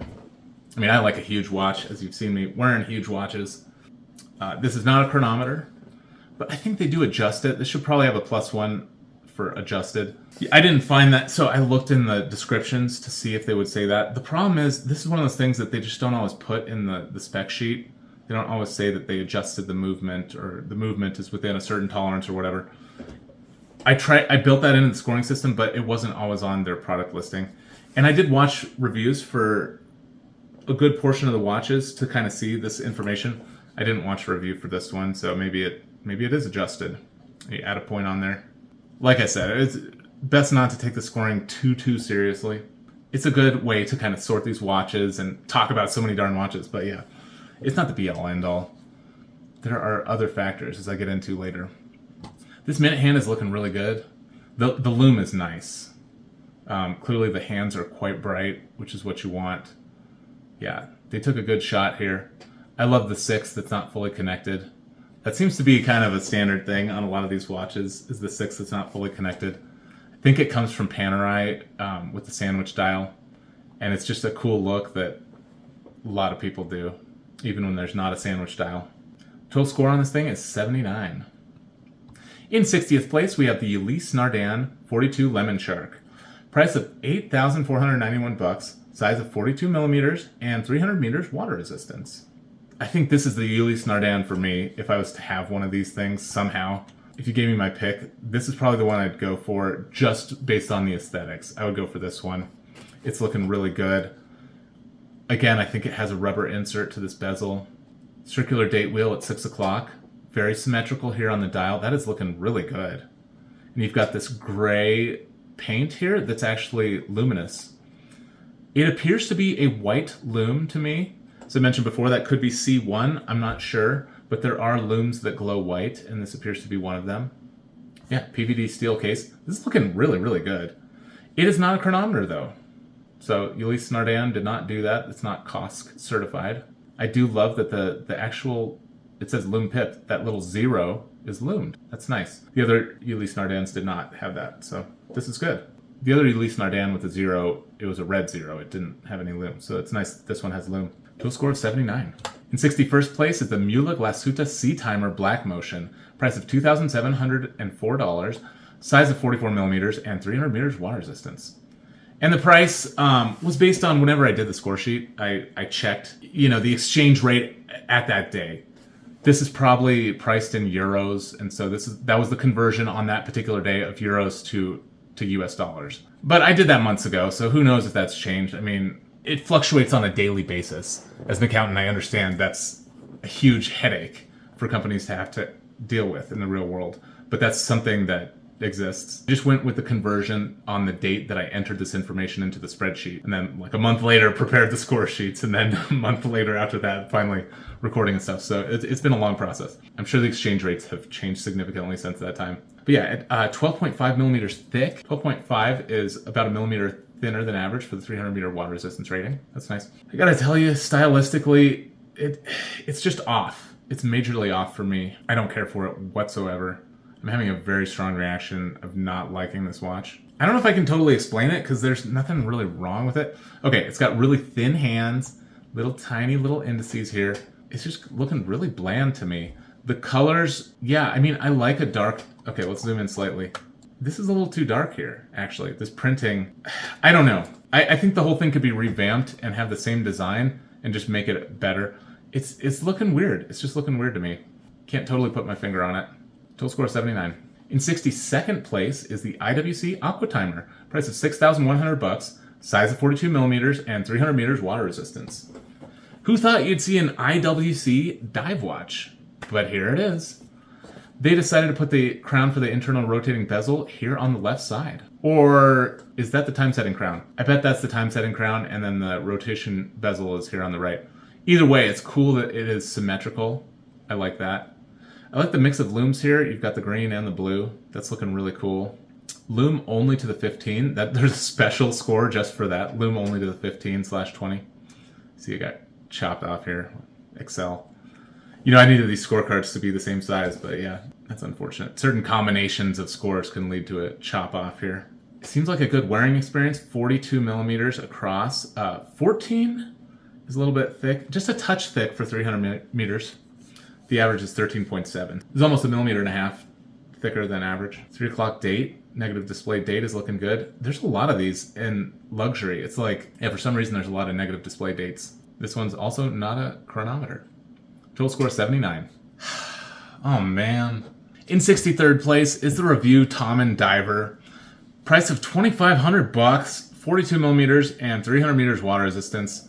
I'm having to eat my words here because in the previous videos I said Yeah, in every price range, there's Rolex homages, except the luxury price range. Who would spend over $2,000 on a watch that is just a Rolex knockoff?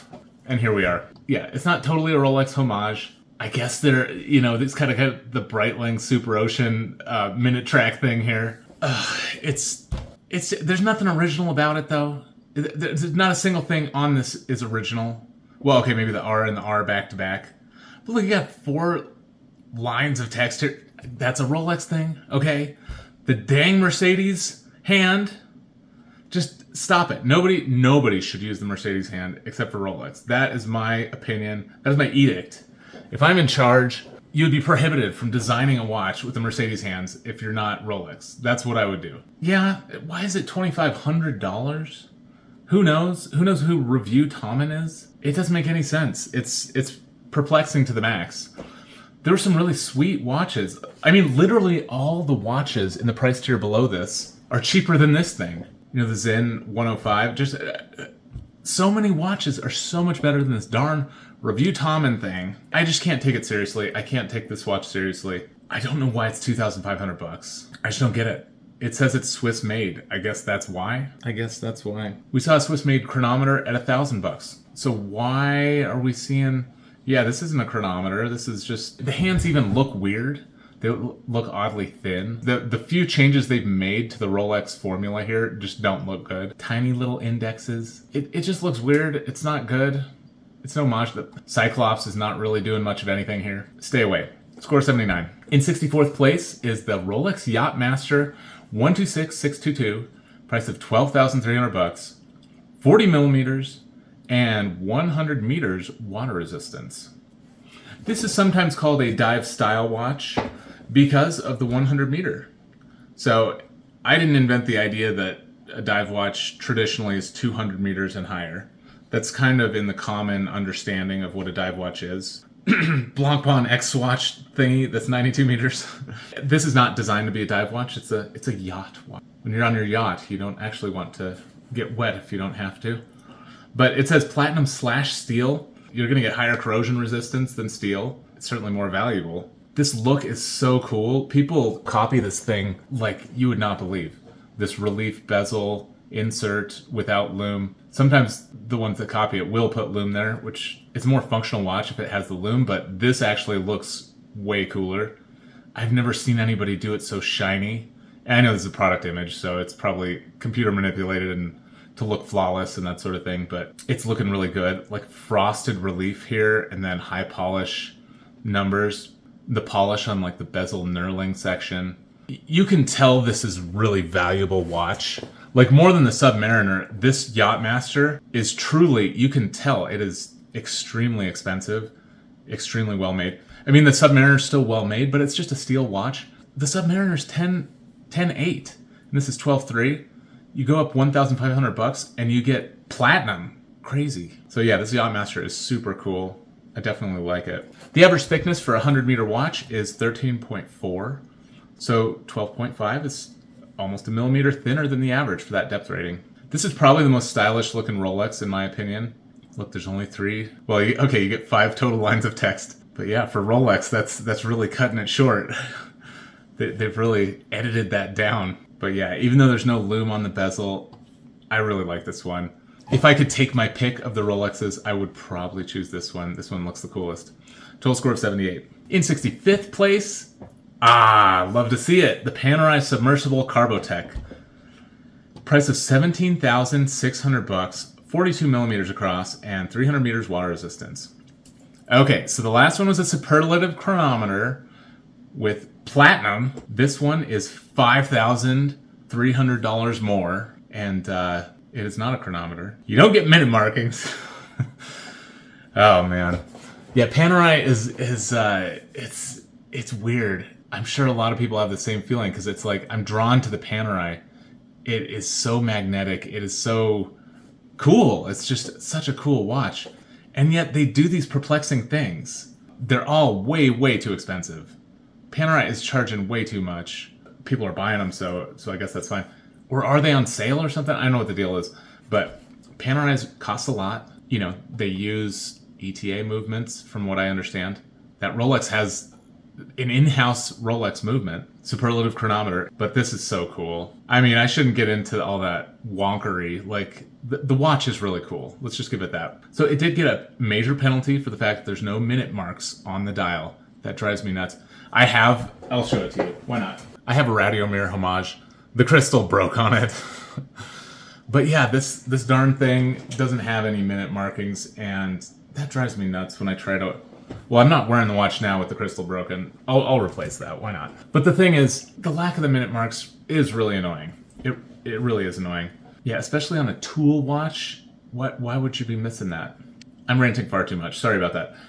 Really cool lume on this. You've got the blue bezel and then the blue minute hand and then green everything else. I love to see that. The small seconds is looking really cool. Let's zoom in for a minute on this lume shot. Is it possible? Is this correct? You've got white lume on the small seconds, these little deals here. That's pretty darn cool. Or, because I see white date, I see white all this other stuff.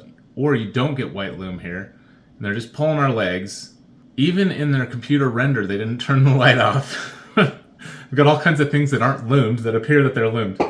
Okay, I'm ranting again. No, but these skeletonized hands look really sweet. The crown lock here is so cool. And apparently that's really nice too, because, you know, when that thing's open, it's got this huge lever that sticks out. There's no way to mistake the fact that the crown is not secured. So that is sweet. You can literally feel it with your hands. You'll feel this crazy lever hanging out there. That is so cool. I would love to have one of these ones with the lever. But yeah, forged carbon is a really sweet material for a watch because it's really light and it's really strong. And it's not going to corrode in seawater. Like what would corrode with a forged carbon. And okay, so for the 300 meter water resistance, this is about a 0.5 millimeter thicker than average. Nothing too crazy. Total score of 78. In 66th place is the Seiko Marine Master 3000 SLA 023. Price of $3,150. 300 meters water resistance. As I've said before, I love these bezels. Seiko, they do it the right way. That pleases me greatly. Lume is quite interesting. So you don't get your minute marks. You just get the major markings, but then it stops at the 20. It doesn't go any further. That is a weird thing to do. Very weird. And look on the dial here. There's a little sliver of lume on the other side of the date wheel. But on the lume pattern, I'm not seeing it. So that is perplexing. You know, there's different models of Marine Master, so maybe the shot I have here is not for this exact one. You know, they do different issues of this all the time, so this could be for a different year or something. Very chunky lugs here. Look at that. It says 3,000. This says 300. Did I make a mistake here? It says 300 meter. 300 meter. Okay. And look on the dial. There's no divers with the apostrophe, so I guess it's not ISO certified. Where did the ISO go? So this Marine Master 3000 thing is confusing me. I don't get it. Yeah, I don't get this thing. I would go with like the Seiko Zimbei or maybe the Samurai. I would choose a Seiko dive watch that is actually ISO certified. Like, this is the big boy. I thought it was. I don't know. Maybe I'm missing something. Maybe I'm confused. Yeah, I don't think this is the one to get. Total score of 78. In 67th place is the Raymond Weil Freelancer Diver. Price of $2,595. Size of 42.5 millimeters. Water resistance of 300 meters. It's not a chronometer. It's very thin. 11.7 is fully 2 millimeters thinner than average for this water resistance rating of 300 meters. So that's nice. There's apparently an extension on this Jubilee style bracelet we got here. Long, slender lugs. Those are looking good. The navy blue is looking really good. The bezel insert's looking good. I like the pop of red. I like the negative display date here. There's a lot of good stuff going on here. Apparently it's made in Geneva, if that's important to you. Thin hands, that kind of elevates it a little bit. Makes it a little bit more civilized of a dive watch, not too loud and crazy. Total score of 78. In 68th place is the Oris Aquas Pro 4000 meters. It is $6,200, 50 millimeters diameter, and 4,000 meters depth rating. They went vibrant here with the color, and you've got these kind of jagged waves going on. That's looking intense. Man, this thing is huge. It's totally huge. So it's a 50 millimeter. We already talked about that. I was wearing this other one. Let me put on the 50. I got to put on the 50 when I'm talking about a 50. So we're gonna put on a 50 millimeter dive watch, so I can prove to you guys that 50 millimeters isn't crazy. It looks totally normal, right? I mean, this is just a normal looking watch. No, but I do like wearing this 50 millimeter. It is fun to wear a huge watch. But yeah, the Oris Aquas here, Oris Aquas Pro, rather, not just the Aquas. This is the Pro. This one does have a titanium case. You're gonna appreciate the titanium. And there's a helium escape valve for you professionals. You get minute slashes all the way around the dial, interrupted by the numerals, but that's okay. But yeah, let's go back to the thickness here. 21, let's just call it 22. That makes more sense. Oh, there's only 2 dive watches at this depth rating of 4,000, and the average is 19.7. So what that means is the other one, whichever one's the other one, is significantly thinner than this one. The best sample size that we have anywhere near this depth rating is the 3,000 meter depth rating. That's got 7 watches, and that was 17.5. So yeah, this is exceptionally thick, even for the depth rating. That's too bad. Lume is looking fantastic. I love to see all this. Let's zoom in. If we get a higher fidelity image. Sometimes I zoom in and it looks just as bad. This looks good. Yeah, that's great. They did a little 10 on the countdown. That looks nice. I like it. I love that it's a different color. I love different colors of Lume. Looks good. 6 o'clock date is appreciated. Total score 78. In 69th place is the Mont Blanc 1858 Iced C.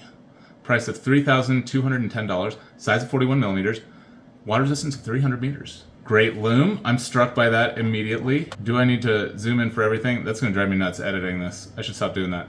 But it looks really pretty. Yeah, it looks like ice on the dial. They've got a silver, a green, and a blue, as well as this black one we have up here. Case shape looks pretty good. It's 13 millimeters thick, which is 0.7 millimeters thinner than the average for the 300 meter water resistance rating. It's not a chronometer. And yeah, we saw you can get chronometers for around $1,000. We saw some pretty cool chronometers even in the last video, the premium video.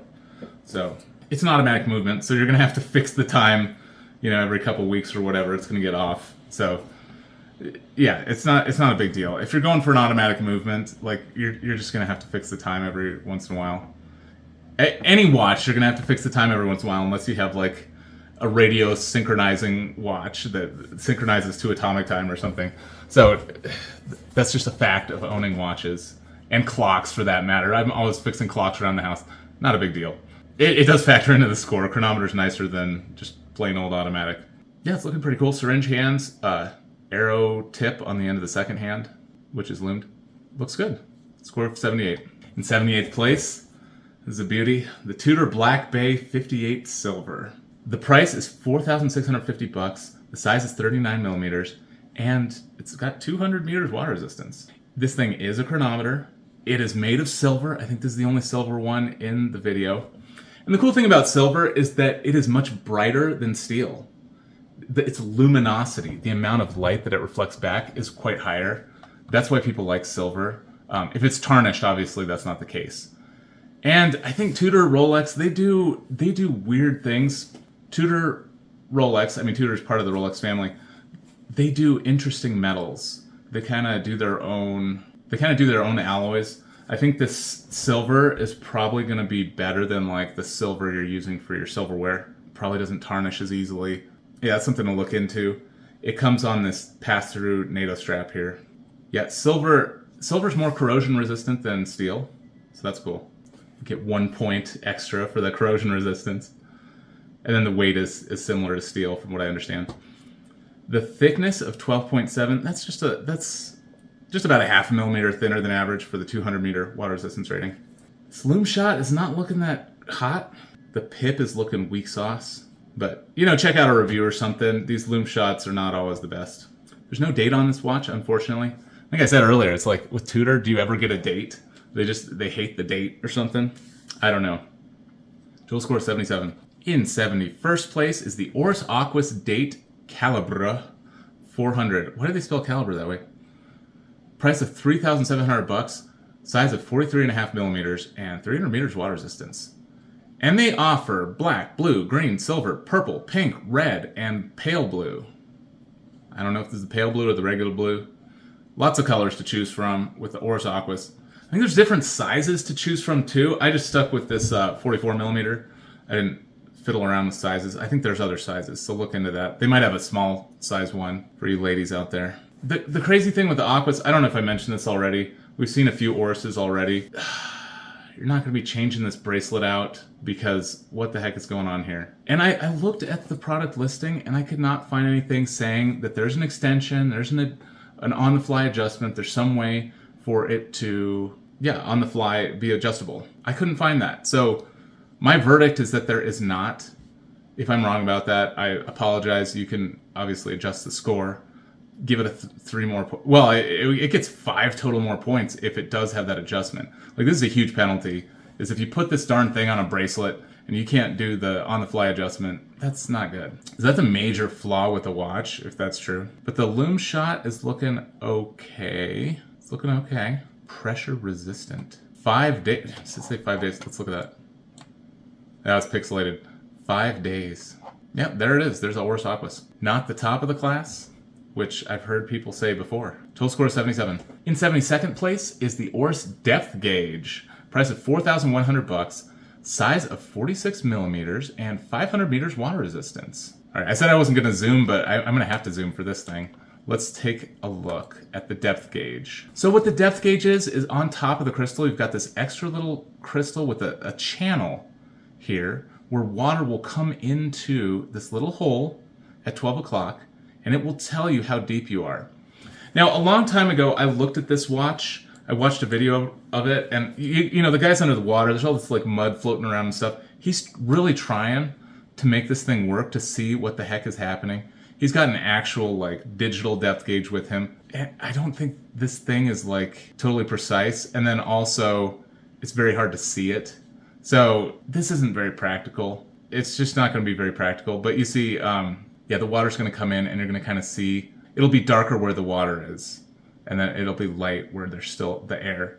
And it's going to come here. And it's really cool though, this kind of manual depth gauge. That's pretty cool. 6 o'clock date on this. Lume is actually looking pretty good, but is this an actual photograph or just some kind of rendery thing?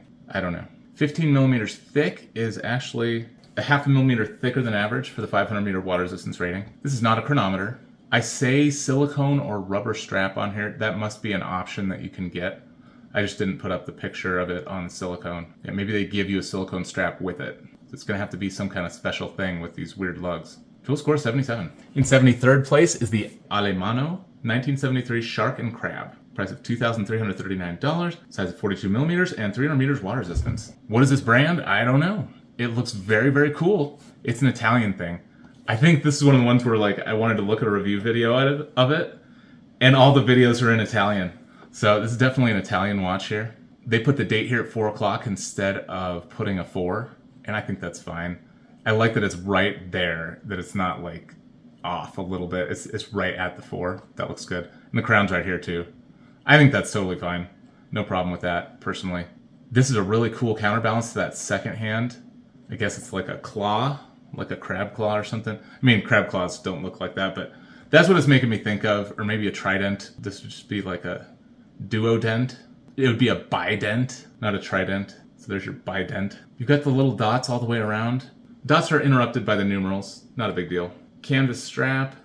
Cool looking case, kind of a cushiony sort of deal. Retro case. 13 millimeters is almost a millimeter thinner than average for the 300 meter water resistance rating. You get this in blue and black as well as this yellow here. Total score 77. In 74th place is the Gavril Hudson Yards. Price of $4,595, size of 43 millimeters, 300 meters water resistance. It's not really an homage of anything. You know, you've got a 10 o'clock helium escape valve. It makes me think of the Omega Seamaster, but there's a bunch of others that have a 10 o'clock helium escape valve. Like, it's not anything unique to Omega. And you've got these pointy indices, sort of like a monster, Seiko monster. These hands, I haven't seen these hands anywhere else. Yeah, it's got a lot of unique stuff going on. I like these little diamondy deals, you know, on every other major marking here. You've got a lot of slashes going on. I love to see that. Nice red pop at the 12. You get different colors here. Black, blue, brown, green, and silver. Or gray. One of the two. It says Hudson Yards on it. Steel mesh bracelet. I like those. It's not a chronometer. Surprise. Gavril is not a chronometer. All right, let's zoom in. La Chaux de France. I probably said that horribly, but that's in Switzerland. Does that mean it's made in Switzerland? I don't know. Oh, it says Swiss made at the bottom. And I'm not going to get into the Swiss made thing. How much of it actually has to be made in Switzerland. But I couldn't find a loom shot of this, so it's just one of these from description generic things. Total score 77. In 75th place is a Giavius Navi. Price of $2,750. 45 millimeters across, 1,000 meters water resistance. The bezel just has these tiny little divots for your gripping. Yeah, I don't think that's going to be all that great for grippiness. But very tooly looking bezel with a lot of lines. A ton of lines on here. It's a steel bezel, so it will scratch. No crown guards. They show it on a NATO strap. 13 millimeters thick is actually quite thin for the 1,000 meter depth rating. The average for 1,000 is 15.7. So this is almost 3 millimeters thinner than average for that rating. I like the manta rays swirling around each other in sort of a yin-yang sort of a pattern. That's pretty cool. I bet the loom is pretty good. Although, per description, there's no loom pip. But what they have on here looks like it would be good. There's no date, sadly. Total score of 77. In 76th place is the U-Boat Sommerso DLC. Price of $3,280. Size of 46 millimeters and 300 meters water resistance. I'm glad to see a U-Boat is actually recommended because I think it's a really cool brand. And it's an Italian brand. What does it say? Dallo Fontana. Sommerso. Oh, dang it. This is violating my GMT rule. I am so sorry there's a GMT on here. That was not intentional. Yeah, in fact, they have it's 23? Or wait, 22 o'clock somewhere, and this is 10. Oh, maybe that's just your AM PM indicator. Maybe it's not a GMT. I think it's just an AM PM indicator. You got a nice left-hand crown. You got the left-hand date even. That's interesting. 9 o'clock date. There is it says locking lever. This is really a crown cover. Well, maybe there's a lever to it. It's something to show you if you're not ready to hop in. It'll be hanging off there looking all funny. So that's really useful to have a visual and tactile indication that your watch is not ready to hop in the water. There is apparently some loom here on this ball-looking pip up here. Let's zoom in to see the loom. Yeah, there's a little loom right there. Is the blue thing loomed? I don't know. This looks like one of those situations where they're shining a UV light on it or something. Because what's the deal here? Is this date loomed? Probably not. Maybe it is though, because look, I'm trying to get it all in frame. Here, Sommerso is dim, but then the date is bright. Is this a loom date? Loomed white loom and then blue loom on this stuff? There's questions about the loom. Watch a review to find out for sure. I had to kind of go with the scorecards, and due to the volume of the watch, look at the review if you're interested. For 300 meters, this is crazy thick though. 13.7 is the average, so this is 3 millimeters thicker. That last one was 3 millimeters thinner than the average for the depth rating. This is 3 millimeters thicker than the average for its depth rating of 300 meters. Crazy. It's a thick watch. There's no extension on this bracelet. I think the bracelet might disappoint you. It's looking kind of disappointing. I mean, they make it look industrial. I think it looks cool. I don't know if it's going to feel great. You'd have to try it on to find out. It's not a chronometer. I do like that all the minute markings are here. That's one reason that I actually do recommend this one, or at least it got a passing grade in Ben's class. It got a C grade because a lot of these U-boats are missing the little markings here. It's cool to see the 12, 4, and 8. That's nice. There aren't very many who do it this way, but U-boat does it that way. It's very cool looking. Total score is 76. In 77th place is the Maurice Lacroix Pontos S. Price of $2,258. Size of 42 millimeters and 300 meters water resistance. And it's an internal rotating bezel. Those are cool.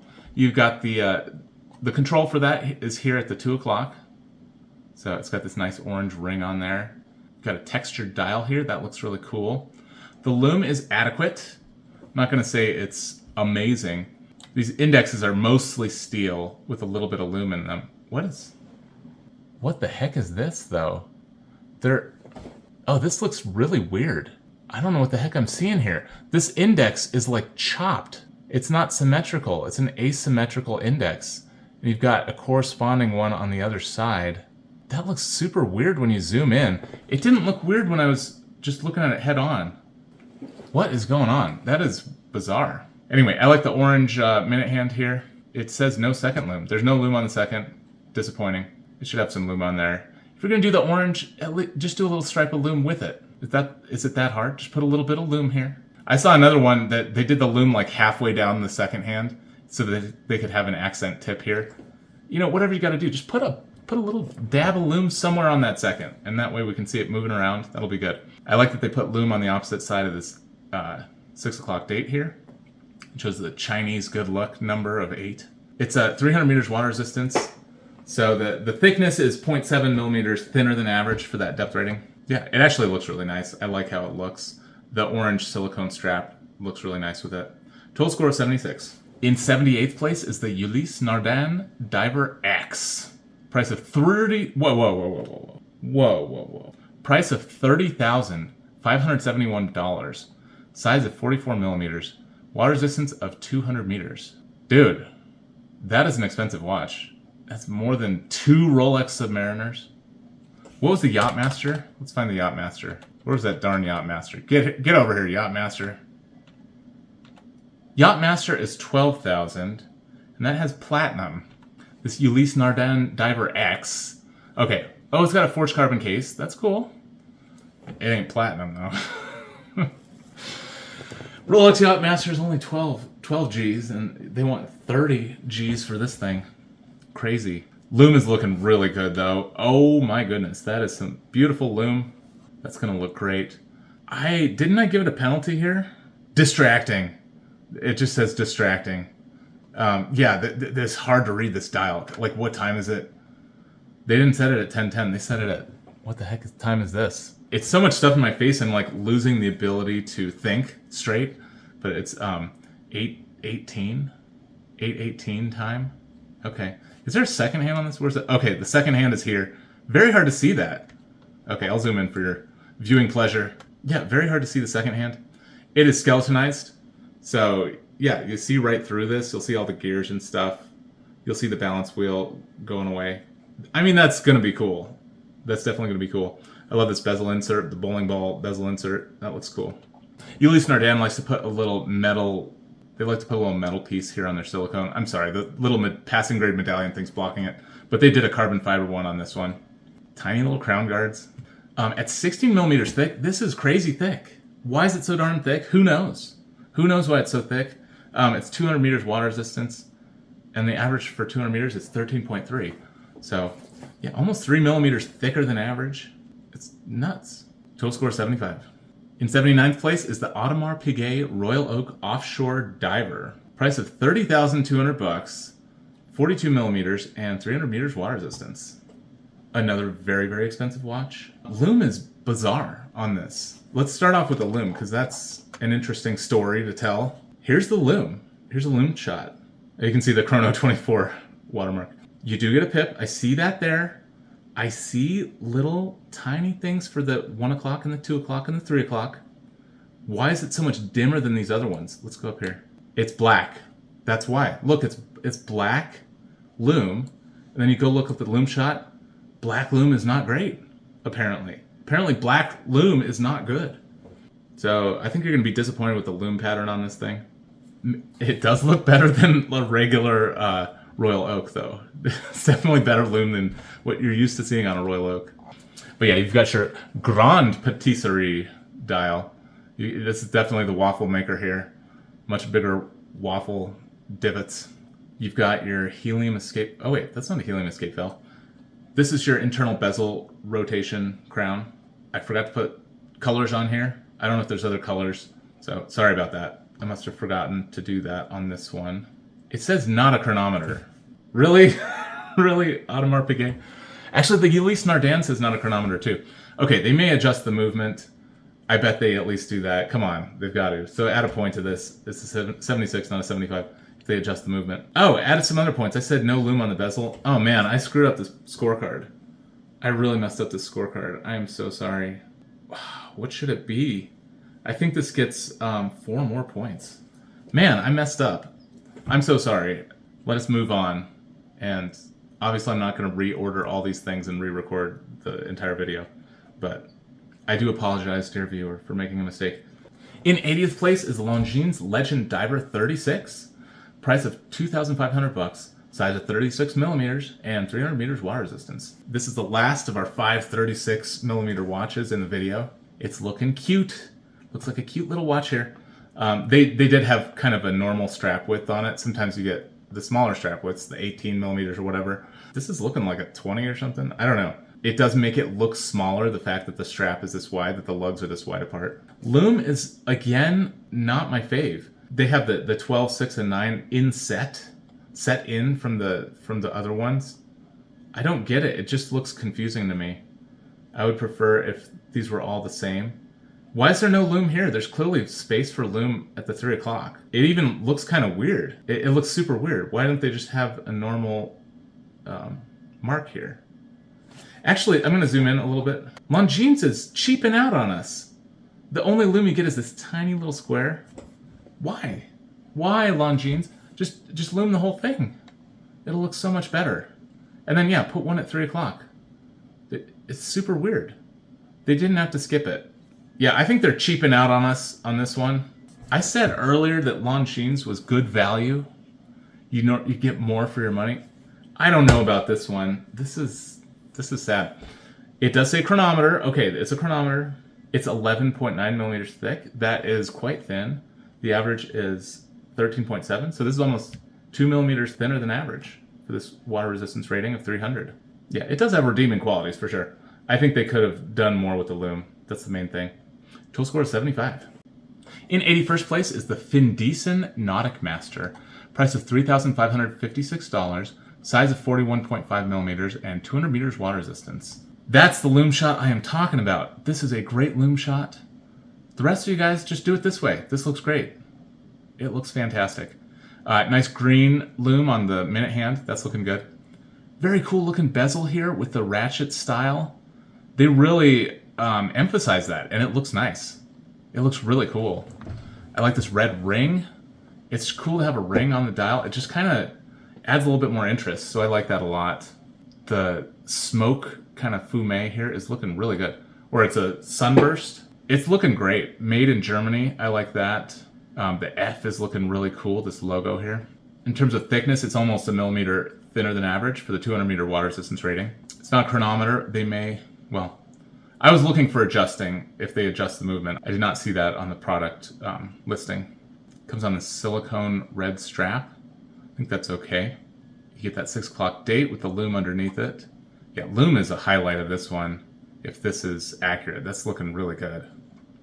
Total score of 75. In 82nd place is the Vulcane Cricket Nautical.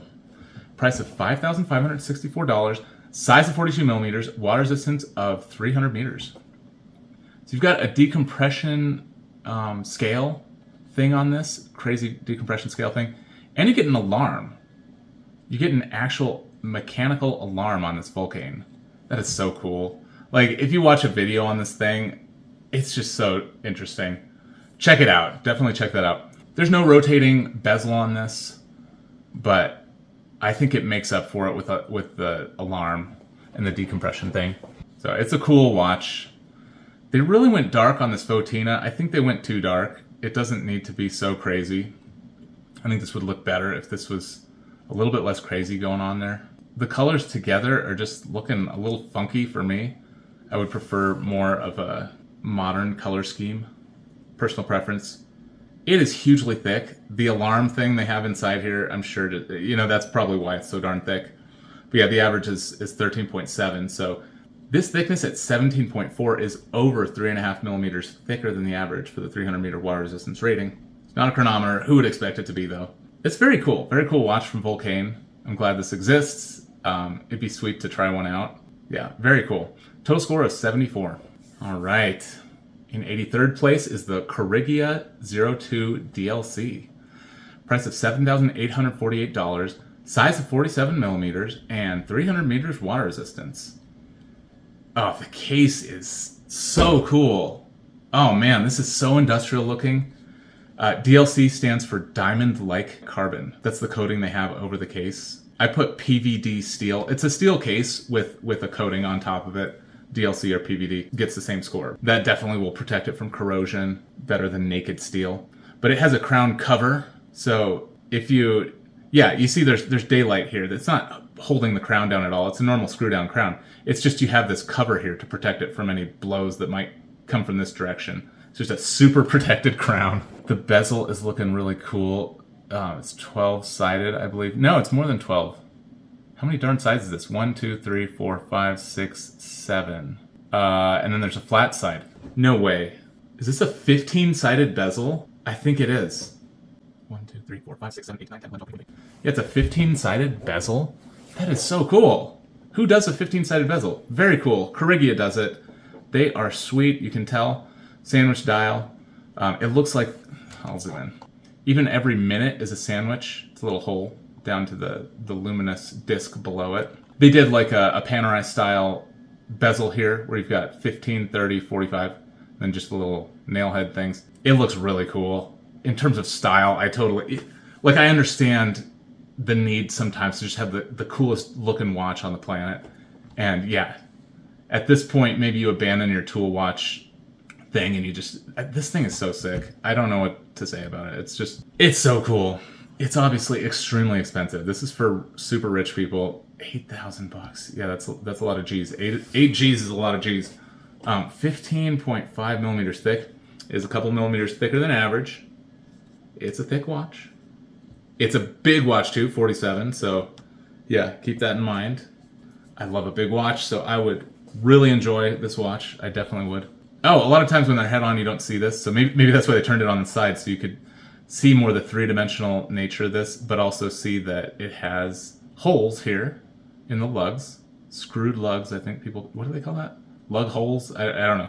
I'm forgetting what everybody likes to call it, but I'm calling it lug holes. There's no date on it. That's unfortunate. They were going for cool factor over utility, apparently. Total score is 74. In 84th place is the Kobold Soarway Diver 41. Price of $5,950. 41 millimeters across, and 100 meters water resistance. And it looks like it's bronze. It is not bronze. It is a PVD steel case. So this is a steel watch. Crazy lugs on this. The lugs are outrageously long. It's got an 820 crown. Some kind of, it's not quite at the 8 o'clock. Yeah, interesting. You got the countdown, no numerals on the countdown. So you get every single slash. But then after that, you get numerals in 5-minute increments. Very tooly bezel here. Very tooly watch. There's no date on it. I like the gray mixed with the black. That looks really nice. This loom is looking very, very good. This is what I'd like to see. Oh, except there's no second loom. Is there a second hand on this thing? There's a second hand. They didn't put any loom on it. They could have put a loom tip. I think that would have looked good. Just put loom on the end of it. It's only 100 meters water resistance. There aren't that many that are only 100 here in this luxury category. 10.3 millimeters thick is 3 millimeters thinner than average for the 100 meter water resistance rating. That average being 13.4. Pretty cool looking option. Score 74. In 85th place is the Blanchet Deep Dive. Price of $2,950. Size of 44 millimeters. Yeah, this is a chronometer. It's really not much to look at, is it? Crown guards are kind of weird. Yeah, it's not looking so great. Score 74. In 86th place is the Blancpain X Fathoms. Price of $42,500. Size of 56 millimeters and 300 meters water resistance. The loom is insane. Look at that loom. Like, everything on this watch has loom on it. It is totally nuts. Okay, dear viewer, I've got the list of the complications. First complication, amorphous metal membrane. What does that mean? Who knows? I assume that has something to do with the depth gauge. Number 2, decompression valve. I assume that has something to do with helium, like a helium escape valve. I bet that, yeah, helium escape valve, awesome. It says it on the scorecard. Depth indication on 2 scales. You've got your yellow depth indication and the blue one. The blue one is more precise. You see 1 up to 15, and you've got this one that goes up like crazy increments of 10 meters. Hopefully that makes sense. Okay, next one. Maximum depth memory with secured reset pusher. That's this red thing. Do you see this red guy here? You can just choose where you want to set that, and that way you'll be able to see when the yellow hand gets to the red, okay, that's my maximum depth. Very cool. You use it with this pusher here. Retrograde 5-minute counter. So this thing is going to flip down to 0 every 5 minutes and just keep doing that over and over again, apparently. And unidirectional sapphire bezel. Okay, that's a complication we're all used to on a dive watch. They mention it specifically. Yeah, the lume is nuts. I already mentioned that. Let's take a look at it again. So cool. Now that we know what these things are. Yeah, there's lume on everything. Even your little maximum depth thing, wherever you decide to put that. Here's your depth over here. You've got your minute and your hour, your second. Okay, minute and hour right here at the middle. Oh, they have lume on the opposite sides of them. Okay, so you don't actually get lume on your little maximum deal. This blue one with the diamond, that's your depth. Yeah, we can make sense of this. They're all different shapes. You could get used to this thing, figure out what all this stuff is. This is so cool. Is it worth 42 G's? I don't know. I mean, it's got so many cool technologies in it. Maybe it is. It is 24 millimeters thick. I'm not even going to tell you the average. I mean, you know the average. It's crazy thick. 10 millimeters thicker than average. Yeah, what do you expect with 1,000 complications that they have on this thing? Very cool. Oh my gosh. This is a sweet dive watch. Yeah, it'd be cool to see one of these one day. Total score of 73. In 87th place is the JLC Polaris Mariner Memovox. Price of $20,600. 42 millimeters and 300 meters water resistance. So here's another alarm watch. This one has an internal rotating bezel, which you control with one of these two crowns. Something else controls that alarm. You can see it. Okay, I'll zoom in. See the little alarm here? You can set that somewhere and it's going to buzz when it goes off. I assume there's a way to turn the alarm on and off somewhere. Look at this dial. Man, they kicked it up a notch. You've got a sunburst. You've got the record groove alarm track here. You've got a gritty texture that's fumé for this area where the numerals are and the date. And then you've got a matte for the internal rotating bezel. These colors all go together so beautifully. These blues are all cohesive. They all match, even though they're different darknesses. You've got orange, perfect orange highlight. Oh, this is the Broncos watch. Yes. Okay, there's a Broncos watch in all 5 videos, all 5 price ranges. We found a Broncos watch. This is the Broncos watch. Awesome. But yeah, this is like a masterclass in beautiful dial. JLC, kicking it up. Actually, I think JLC is just awesome with everything they do. But yeah, this is looking beautiful. I am curious though, does this whole middle thing rotate with the triangle here where it says Memovox? So is diving gonna like be somewhere else? Be interesting to see if that's how this thing works. While I'm talking about aesthetics, these numerals are looking really good. They are somewhat similar to the Rolex Explorer numerals, but not at all, of course. Like just saying that, obviously it's not true. I think these numerals look better than the Explorer ones. They're taller. They look better. Beautiful watch. It is extra thick. It's a couple millimeters thicker than average, but you've got an alarm complication, so that'll do that. Okay, let's talk about the lume here. You've got orange lume on the minute hand. I was saying, hey, luxury dive watches, do something a little fun, do something sweet with your lume. They did. That's really cool.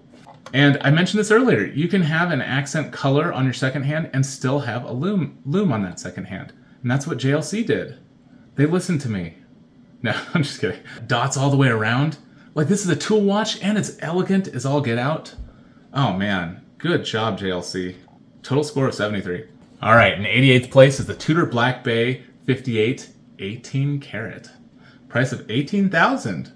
Size of 39 millimeters and 200 meters water resistance. $1,000 for each carat of gold. I know that's not how it works. I'm just being silly. Yeah, gold is incredibly corrosion resistant. Like, that's the thing about gold from time immemorial. It's like the metal that they found that doesn't rust. So that's perfect for a dive watch, except for it is extra heavy.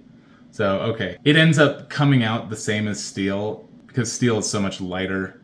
It just ends up coming out in the wash. But, oh, man, a gold dive watch is nice. There's no date on it. Tudor hates the date. Comes on a leather strap. It definitely got penalized for that. That's not the best for a dive watch.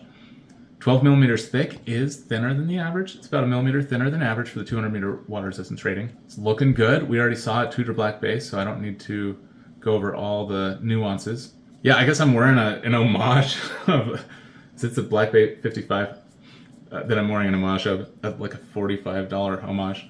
Sorry, Tudor. That's incredibly disrespectful. I'm talking about your sweet watch, and I'm wearing this Chinese abomination on my wrist. I feel like I need to apologize for that.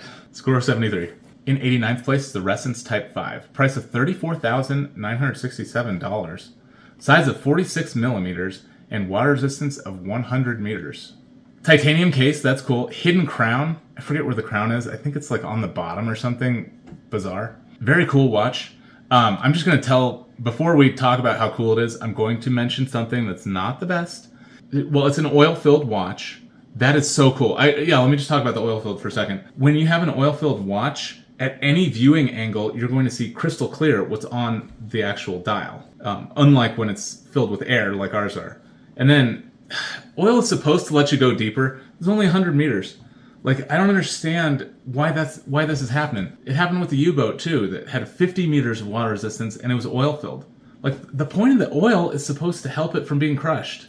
So, and give you the viewing angle. That's cool. So, I don't get that. But, yeah, this thing is totally crazy. All this stuff on the dial moves around. Like, look at the loom shot compared to the regular one. Totally different. You've got your minute hand is the long one, connects to the center. And then your hour hand is here with the hand thing on the side. I think this is your running seconds. And then this one is your oil indicator, your oil temperature indicator. So you don't want it to get too hot or too cold. That's going to mess it up. This is an automatic? Okay, that's why it's so expensive. That makes sense. That's right. And the way they were able to do it is they have magnets. So like the actual movement is separated from these hands. The oil is not going to mess up the movement, because how could you have an automatic movement with oil? So that's how these guys did it. The problem is if you bonk it on something, the whole mechanism can get off. So what I've heard is that you're going to look down at this and it could just be like off time-wise, and you're going to have to adjust it. That's unfortunate. But your dive bezel you see is here around the edge. Your rotating dive bezel is kind of on the edge here. Very cool watch. I'll zoom in to the loom so we can look at it a little better. This looks like a computer render. This is not an actual loom shot. It does not look like an actual photograph. Like the red here is looking kind of weird. Maybe that's what it actually looks like. I'm sure I'm sure it approximates what it looks like. Maybe it's an actual photograph. Hard to tell for certain. I'm not like a forensic analyst of photographs. Definitely a cool watch. Yeah, no question about it. It's a sweet watch. Is it worth 35 G's? Maybe it is. Yeah, it's kind of a frivolous thing, I think, for 35. It's not the most serious of watches. It's a very cool watch. Oh, and I have to mention, this is the Type 5. They have other ones. I think this is the only one I put in the video was the Type 5. But they do have other models with different things on them. Total score 73. In 90th place is the Norcane Neverest Glacier. Anyway, it's $4,190. Size of 40 millimeters and 200 meters water resistance. Loom shot is not looking like $4,000 watch. It's not looking that great. That loom pip is looking super weak. I think they could have done better with the loom. Let's look at the dial too. Ugh, I don't care for the dial. I think it's supposed to look like snow or something, but it looks weird to me. I don't like that texture. It's a little bit slimmer than average, almost a millimeter thinner than average for the 200 meter water resistance rating. Apparently they have a tan dial. I don't think tan would improve this. And you've got silver hands on a white dial. That is a major pet peeve of mine. If you're gonna have a white or yellow dial, I think you need to make those hands black. Don't just leave them silver. That's my feeling on the matter. Standard dive loom, but I think it is kind of weak. Total score is 73. All right, 91st place. This is the one everyone's been waiting for. Alexander Watches Vathos 3. This is the most famous watch that anyone's heard of. It's a professional diver. It's 200 meters. It's looking a little bit like a Rolex homage. I know it's not. It's just kind of looking generic. That's the thing. Who's Alexander? I don't know, but they're charging $2.5 grand. Kind of a cool looking logo here. Oh my gosh, it's Vathos cubed. I messed that up. I should have done a superscript. It's not Vathos 3, it's Vathos cubed. This thing it's basically just average thickness for 200 meters water resistance. Nothing fancy. It's not a chronometer. Actually, the loom is exceptional. It's clearly not a photograph of loom, but the loom pattern looks really nice. I bet this is a good loom. Total score 73. All right, we're out of the recommended. There's still going to be one more recommended watch, but otherwise, yeah, they're all just below the standard set by Professor Ben in my class here. So in 92nd place is the Sherpa Watches OPS Price is $6,400. Size of 40 millimeters and 200 meters water resistance. The lume is so cool on this. This lume is fantastic. That pleases me so greatly. I really like that. You get crown guards on both crowns for this internal rotating dive bezel watch. Very long lines, like half the watch is just these crazy lines. There's a lot of lines to look at. It's kind of jarring, actually. I'll be honest. But like I said, the lume is really nice on it. I really like this long orange second hand that's fully lumed orange. That's really cool. It's like average thickness for 200 meters. 13.3 is the average, so yeah, it's basically just average. It does have the date. I like the date. I think that should have been negative display. So black border, white numeral. You know, based on the description, it has a push-pull crown. The benefit of a push-pull crown, well, okay, there's no benefit to a push-pull crown. That's not great. But the actual rotating bezel, if it's not screw down, that means you can do it underwater. So that's nice. It is nice to be able to adjust this underwater. Total score of 72. In 93rd place is the L'Aventure Sous-Marine 2. Price of $8,849. Size of 40.5 millimeters and 200 meters water resistance. Oh man, the lume is solid on this. They really did a great job on that lume. You've got your sandwich dial, you've got a cream colored dial, and oh man, they did a great job with this. It doesn't really look like Fotina. This is clearly just intentionally like some kind of tan lume, and it looks really good. Aesthetically, this is really hitting for me. It's got the wings on either side, so it's symmetrical kind of crown guard situation, similar to Patek Philippe Nautilus. I keep bringing up that darn Patek Philippe. We've seen a lot of dive watches that do this, that have the corresponding wing on the opposite side, on the 9 o'clock side. That's cool. Average thickness. This thing is the same as the average thickness for the 200. Yeah, lume looking great. There's no date on it, so that's unfortunate. Really pretty watch. Score of 71. 92nd of the watches that I'll recommend is the Paul Picot Yachtman. Price of $3,293.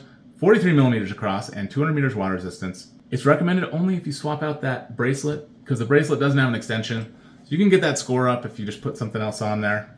So that's why I recommend it with swap strap. It's actually looking pretty cool. Apparently only the pip is lumed. I could not find a lume shot, so this is what it is based on the description. It looks all right. It's just not top of the class. Score 71. In 95th place is the Corrigia 1 Bronze.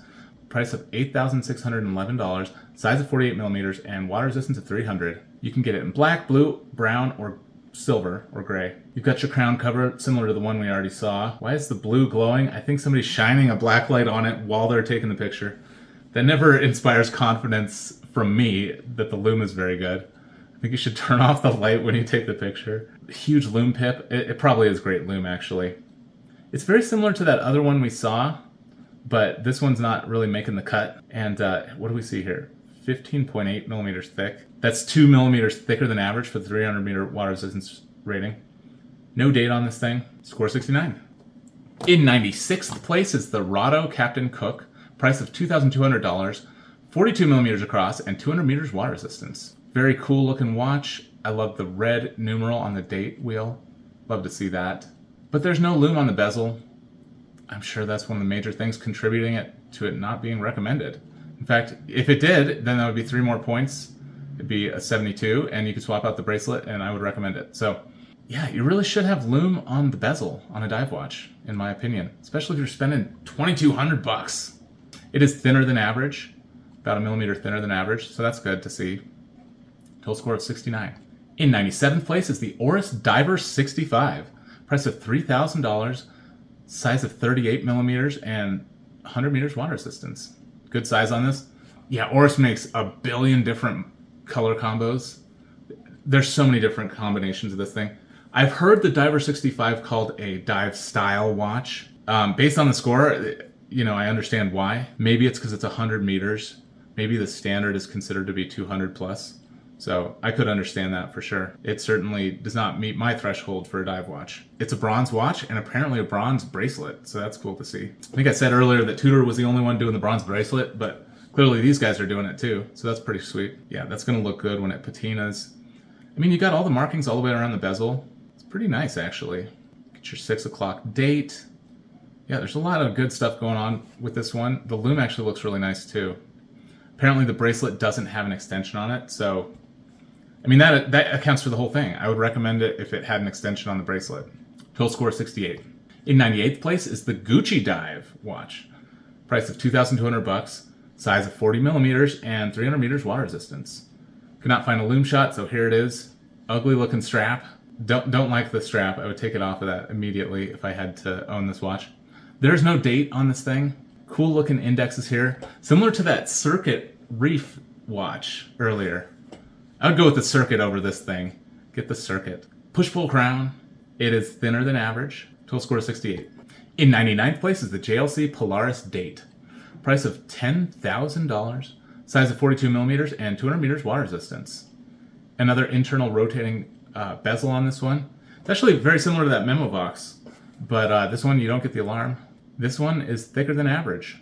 Just about a half a millimeter thicker than average. Nothing crazy. Looks pretty cool. Total score 67. In 100th place is the Nomos Ahoy Neomatic 38.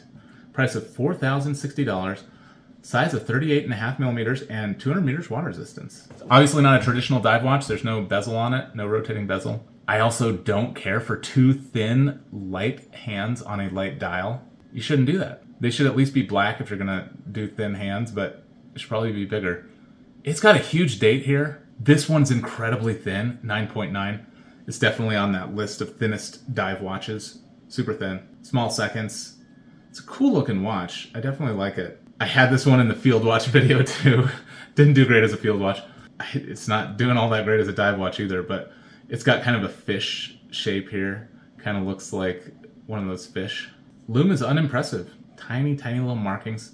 I doubt this is gonna do very well in the lume department. It's a great image here for their lume shot. I just don't think it's actually gonna work that great in the real world. Total score is 67. In 101st place is the Enibi Fondale. Price of $3,095. Size of 46 millimeters and 1,000 meters water resistance. There's no lume on this bezel. It does apparently rotate, but you just get this gigantic thing on it. There's no date on this watch either. It's looking really plain and empty. It is very thick. Oh, but for the 1,000 meter, yeah, it's a millimeter, almost a millimeter and a half thicker than average for the 1,000 meter water resistance rating. Lume looks all right, but there's no second lume. Score 66. In 102nd place is the Birkbinder & Brown T46 V2. Price of $2,795. Size of 46 millimeters, 100 meters water resistance. There's no rotating bezel. That is a sick looking logo there. I'll zoom in even though it's pixelated. BBVVI T46. Cool looking logo. Titanium case. 13 is slightly less than average for the 100 meter water resistance rating. Total score 64. In 103rd place is the Roger Dubois Easy Diver. $13,900, 46 millimeters across, 300 meters water resistance. You've got a triple lug design here, so you got that central lug here, so you got to use their straps for this thing. Or I guess you could cut your own strap to try to fit it. That might look kind of weird though, because you're gonna have all this empty space if you don't have it fitted to this exact shape. It's kind of okay. I'm conflicted on this because it's definitely artsy. It's definitely unique. It actually kind of looks like that. I don't know if you guys have seen it, but there's this new Richard Mille watch that's a necklace. It's kind of got tribal things going with it. It's reminding me of that Richard Mille pendant watch. But yeah, this is 16 millimeters thick, which is extra thick for the 300 meter. Your average is 13.7, so this is a couple millimeters thicker than average. Total score of 64. In 104th place is the Norcane Adventure Sport. Price of $2,390. Size of 37 millimeters and 100 meters water resistance. Seems like a good size. It looks like it would have been in the affordable category. Let's zoom in a little. Okay, when you zoom in, it looks a little bit fancier. You've got this cool weavy pattern and then color match date wheel. The gold printing looks pretty cool. Actually, that border looks bad. I think they should have applied a border instead of printing a border here. That looks really stupid, frankly. Yeah, I don't know. And the purples are not matching here. They're really different. Quite different purples.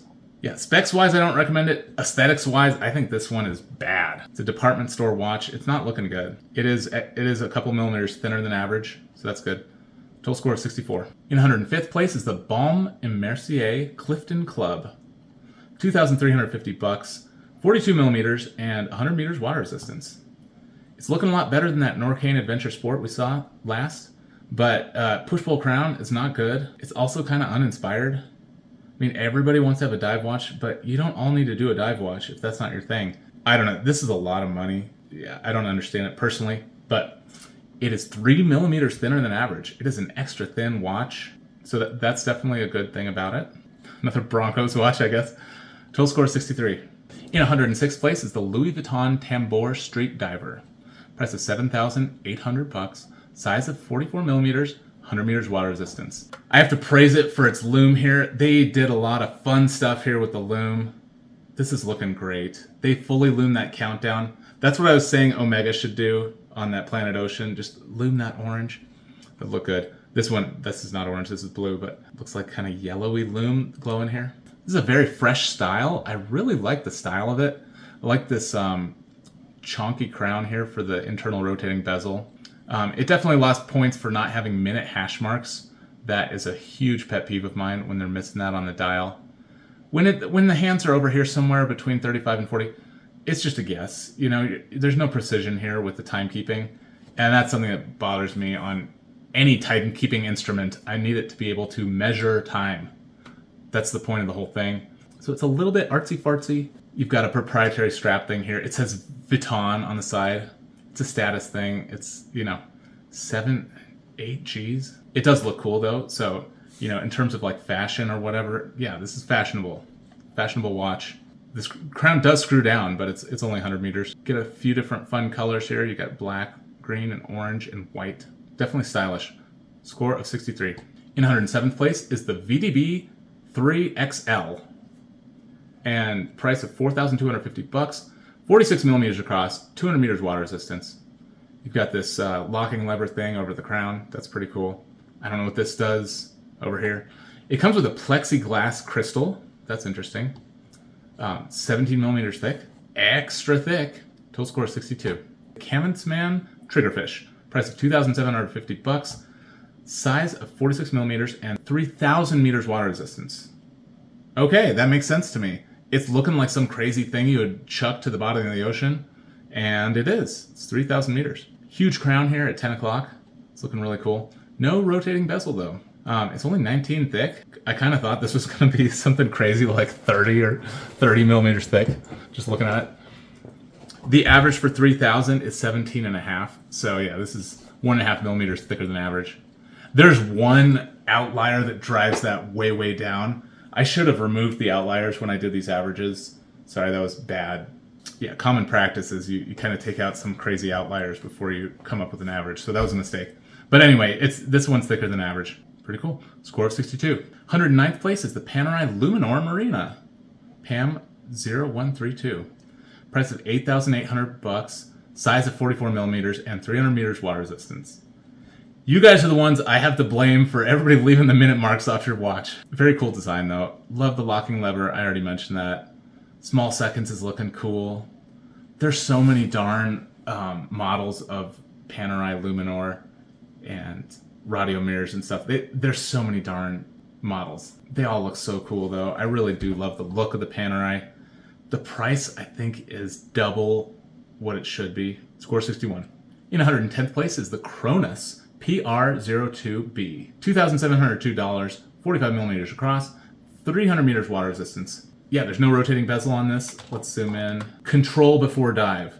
So you've got some kind of crazy thing going on here. I have no idea how this works exactly, but there's some kind of, I don't know. It looks very cool though. Couldn't find a loom shot for this. Kind of almost looks like a loom shot already. Like it looks like it's glowing. The loom looks like it's going to be good on this one. Total score 61. In 111th place is the Enibi Semila Metri. It says it right on the dial. Price of $6,500. Size of 49 and 6,000 meters water resistance. Hello. A lot of cool stuff going on. I wonder if the 49 includes this crazy thing here. That's another 20 millimeters added on to this the 50. It's huge, crazy lever here, locking lever. Semila is, I guess, 6,000. Yeah, this is the third deepest depth that we ever see. This is a crazy deep depth watch. Totally ridiculous. You see these cutouts on the side? I think you can look through them and see the crystal that's just like chunky crystal. It's a 24 millimeter thick watch. Driving up that average, the average being 19 millimeters for the 6000. This is definitely driving that average up. 5 millimeters thicker than the average, which it is included in calculating. Cool orange lume on the hands. It does actually have minute markings. That's cool. It's a titanium case. You'll appreciate that since it's so huge. Very cool looking watch. Total score is 61. In 112th place is the VDB P3. Price of $2,495. Size of 46 millimeters and 200 meters water resistance. Again, what is this crazy crown thing? Let's zoom in on the lume. What am I seeing? Is this bezel pip even loomed? Not totally sure. Probably it is. I'll see what the scorecard says in a second when I'm zoomed in. Yeah, otherwise the lume looks pretty good. What does it say here? No lume for the pip. Yeah, they're just shining a black light on it, so it's glowing, but there's no lume in this brown thing here. Very dark looking dial. It's kind of disturbing. Looks very industrial though. Only 200 meters water resistance, even though it's this crazy thing. It confuses me. Maybe the listing's wrong. Maybe it's 2000 or something. But you get these crazy, weird, huge watches, and then they're 200? Yeah, it's 17.9 millimeters thick. Yeah, it's fully 4.5 millimeters thicker than average. Crazy. So that makes me doubt the 200. I double check these things, and yeah, the listing just says 200. The listing could be wrong, though. Total score 61. In 113th place is the Torino Carrero of Avatar J2. Avatar, the movie. Price of $2,268. 44.5 millimeters across, 100 meters water resistance. How? Push-pull crown. Push-pull crown, 100 meters water resistance. How does this exist? How does this watch exist? I have to zoom in on the bracelet. Let's look. Oh, why? The bracelet. What the heck? How could this be? Like, this is a $50 watch. How is it $2,268? Is this some kind of ridiculous joke? It must be a joke. Like, this has to be a joke, right? I couldn't find a lume shot for it. Date window. What is going on here? Total score is 61. In 114th place is the X Flotilla Moss Heritage. That is looking really cool. Price of $2,495. 46 millimeters across, 300 meters water resistance. The lume on this is outrageous. Look at the lume on that skull. That is sick. Small seconds here. California dial. It says Memphis Bell. Man, this thing is like a work of art here. It says memento. Yeah, something happened in 1945. If it was the Italians, you're kind of on the other side, so I wouldn't want some Italian 1945 watch, but that's just me. No date on this thing. 15.5 millimeters thick, is almost 2 millimeters thicker than average for this water resistance rating. Total score 58. In 115th place is the Yavius Deep Marine. Price of $3,250. Size of 45 millimeters and 1,000 meters water resistance. It's a deep boy. Look at these crazy... Wow. Yeah, I've never seen anything like this. Look at this crazy bracket thing for how you attach it to the strap. Like, the case is just circular, and then the lugs attach on the sides here. Do they, like, articulate or something? This is crazy. Crown going out for days. If you're a right-handed person wearing it on your left, that is not going to feel good, that crazy crown. Per description, there's no lume except the hands. The 3 hands have lume, but nothing else does. Yeah, bronze dial. California, reverse California. Wait, it's a left to right California? Don't see those very often. Interesting watch. Total score 58. All right, down to the final 4. In 116th place is the U-Boat Chimera. Price of $3,960. Size of 46 millimeters. 100 meters water resistance. Again, day-night indicator here. I don't believe this is a GMT hand. I think it's just the day-night indicator. You get your date wheel where you can see the neighboring dates. I've never totally understood that. I don't know what the point is, but there you go. Stencil dial thing on the 8 there. That looks pretty cool. Oh yeah, because the traditional sandwich dial, you just get 369. So they had to do stencils for the 4 and the 8. Those numbers you can't do the same way you do with the 6 and a 9. It's looking really cool. I like this crown cover. Got some kind of press pusher here. What is the pusher for? Who knows? Cool looking watch. The leather strap is looking really cool with this kind of writing on it. It's 22 millimeters thick. U-Boat, why are your watches such low water resistance? I don't understand. It's 46 millimeters across, 22 millimeters thick, and then it's 100 meters water resistance. It's just not adding up. Like, is there some sort of miscommunication? I don't understand. Okay, let's zoom in. It clearly says 100 meters, 328 feet, like very precise there. Okay, total score of 55. In 117th place is the Artia Aqua Sapphire. Price of $45,000. Size of 41 millimeters and 60 meters of water resistance. So it's not really a dive watch, is it? It's push-pull crown. It's a sapphire case, so don't drop this thing. Do not drop your $45,000 watch because it will explode into a million pieces. That's scary. It's expensive because how the heck do you manufacture a sapphire case? Like, that's extremely impossible. But this thing it's just going to be so fragile. It's the most fragile watch on the planet. And yeah, don't take it diving because 60 meters, push-pull. Looks pretty cool though. There's no loom on it at all. I double checked on that. There's no loom. It doesn't come with any loom. And it's $45,000. Total score of 48. In 118th place is the Panerai Radiomir Officine PAM 01385. Price of $5,400. Size of 45 millimeters and 100 meters water resistance. Nice, cool crown. It's an elegant looking watch. Wire lugs on it. A lot of different color choices. Push-pull crown. 100 meters water resistance. I mean, I thought Panerais were dive watches, but guess not. It's a couple of millimeters thinner than average. Total score at 48. And in last place, 116th place, is the U-Boat Capsule. Price of $4,800. Size of 50 millimeters. 100 meters water resistance. I think I was just trying to see, are any of these U-Boats decent dive watches? Well, there was one. There was one that had the bezel. That one at least passed the class. But these non-bezel ones, they're not passing the class. They are humongous. Again, 22 millimeters thick. Okay, let's do the math. The average is 13.4. So this is almost 9 millimeters thicker than average. That is totally crazy. It is only due to these U-boats that 100 meter water resistance is, the average is 13.4. Like, I guarantee these U-boats are driving that up because the average for 200 is 13.3. So, yeah, the U-boats skewed the average horribly. They're 22 millimeter thickness. It's totally nuts. But clearly you get this for the style. It's not really a dive watch. Got this crazy thing sticking out. That's not going to feel so great on your wrist. It's a wacky watch. Total score 42.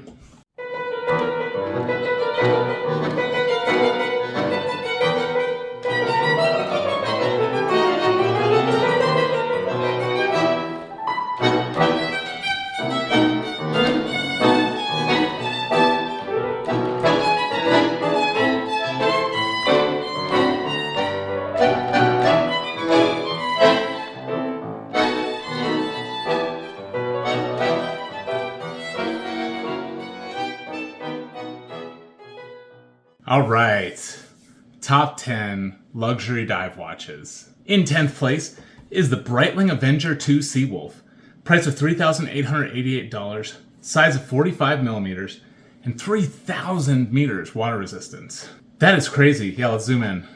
You can see it on the dial there, 3,000 meters, 10,000 feet. Chronometre. So it's a chronometer. It's 18 millimeters thick. And technically, for the 3,000 meter water resistance, that's not too crazy. Like, okay, it's almost a millimeter thicker than average for that water resistance rating. But 18 is a crazy thick watch, especially when you're comparing it to other dive watches, like in the luxury space. Yeah, this is a little bit crazy. The thing is, and it's a 45. On my scoring system, 45 I consider to be within the realm of normal for dive watches. Like, it's a normal dive watch size. Dive watches are supposed to be big, in my opinion. But like when you look at what people actually want, like most watch collectors are kind of looking for smaller sizes. It seems like. I don't know if it's just the trend or what, but it appears that people want a smaller size. So this top 10 list and the entire scoring system was built on the enthusiast perspective, but there will also be a conventional top 10. Yeah, so after I do these top 10, there's going to be another top 10 that's much smaller sizes. Just like anything over 40 is getting penalized on that conventional one. So you'll see smaller and thinner watches. There's no way this Breitling Avenger 2 Seawolf would end up in the conventional top 10. But I do think it's a sweet dive watch. I think it's a really big dive watch. The dial on the yellow one looks good, but they do these indexes in the same silver. So it's really hard to see. Like the yellow dial version of this one is not very good visibility. The bezel is not super great visibility either. They're leaning into the military thing with these stencil numerals on the dial and even the bezel. I don't know, it looks pretty cool. Total score of 90, A-. In ninth place is the Omega Seamaster Diver 300 007 edition. Price of $8,900, size of 42 millimeters, and 300 meters water resistance. We're almost to the end of this whole series, it seems like, and I still haven't explained one crucial fact, which is anytime there's a tie of a score, you know, like this Omega Seamaster and that Breitling Avenger, they both have a score of 90. So how do I know which one is higher? So I applied a very simple formula. I pretend the two watches are in front of me on the table, and I decide if I could have either one, like I could just take the watch and it's mine, which one do I want? And it's not based on the price. I don't always choose the more expensive one. But the point is, which one would I actually prefer to own? And that's how I do it. I determine the top one, then I just keep going with as many as there are. Sometimes there's like 7 or 10 watches that all have the same score, so I had to, just one at a time, which one's my favorite? And then which one's my favorite of what's remaining? So that's how I did tiebreakers.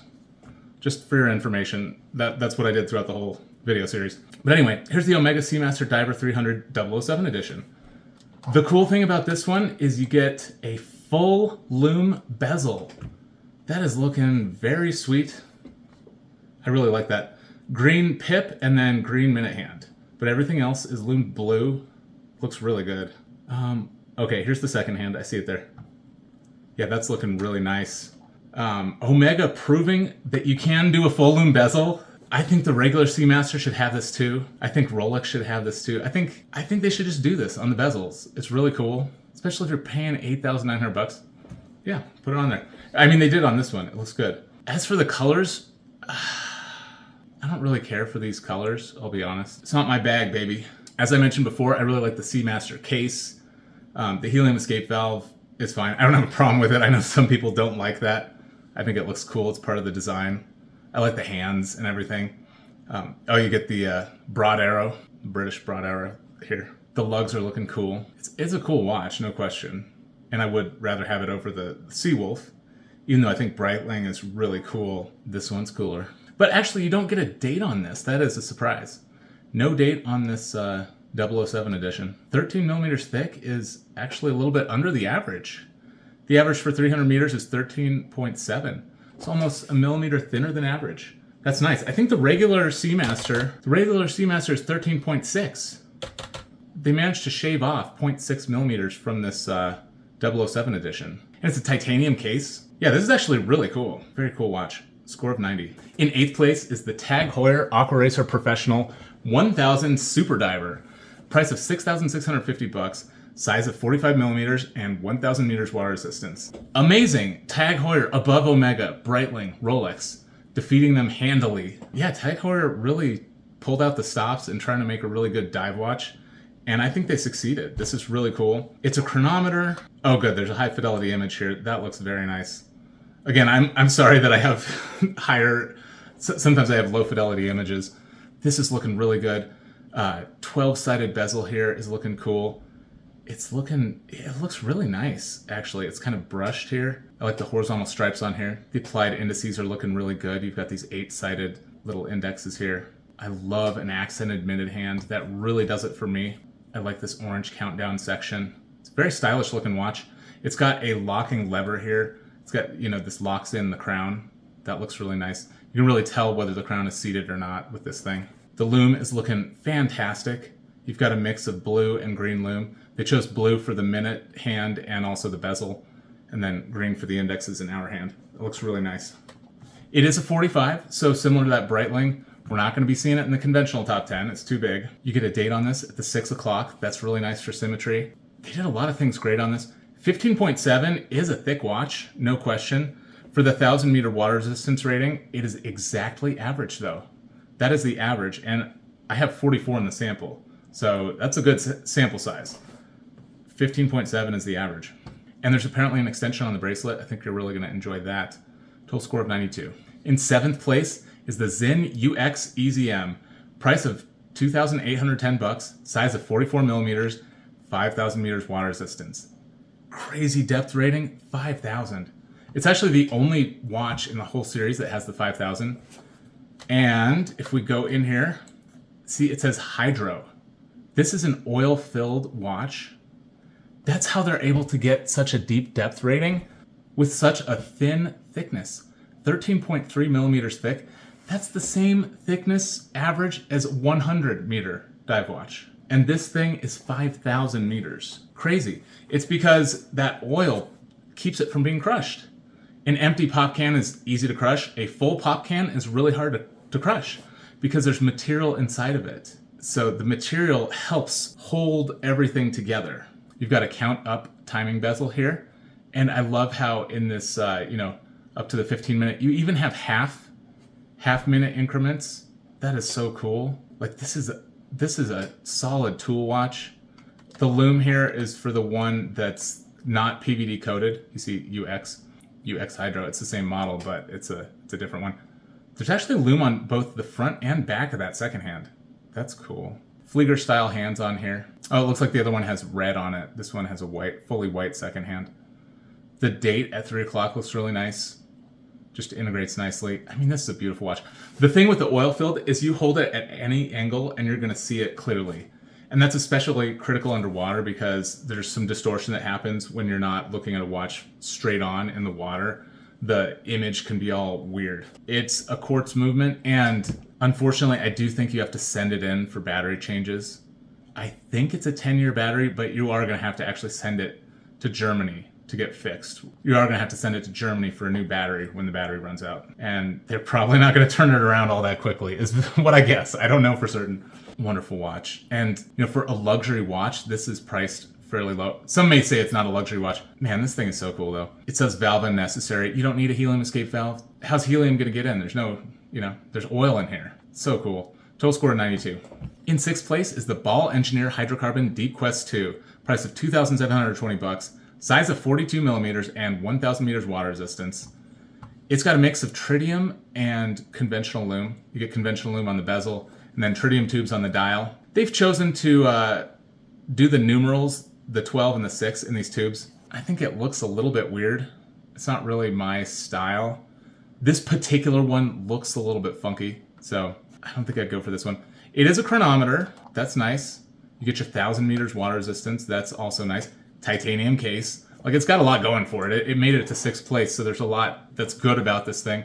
Helium escape valve. The bracelets on Ball watches are really good. You get a nice extension on it. At 15.5 millimeters thick, it is actually a touch under the average for 1,000. It's basically just average, though. Average thickness for 1,000. Good looking watch. If I didn't mention it, it's a chronometer. Total score of 94.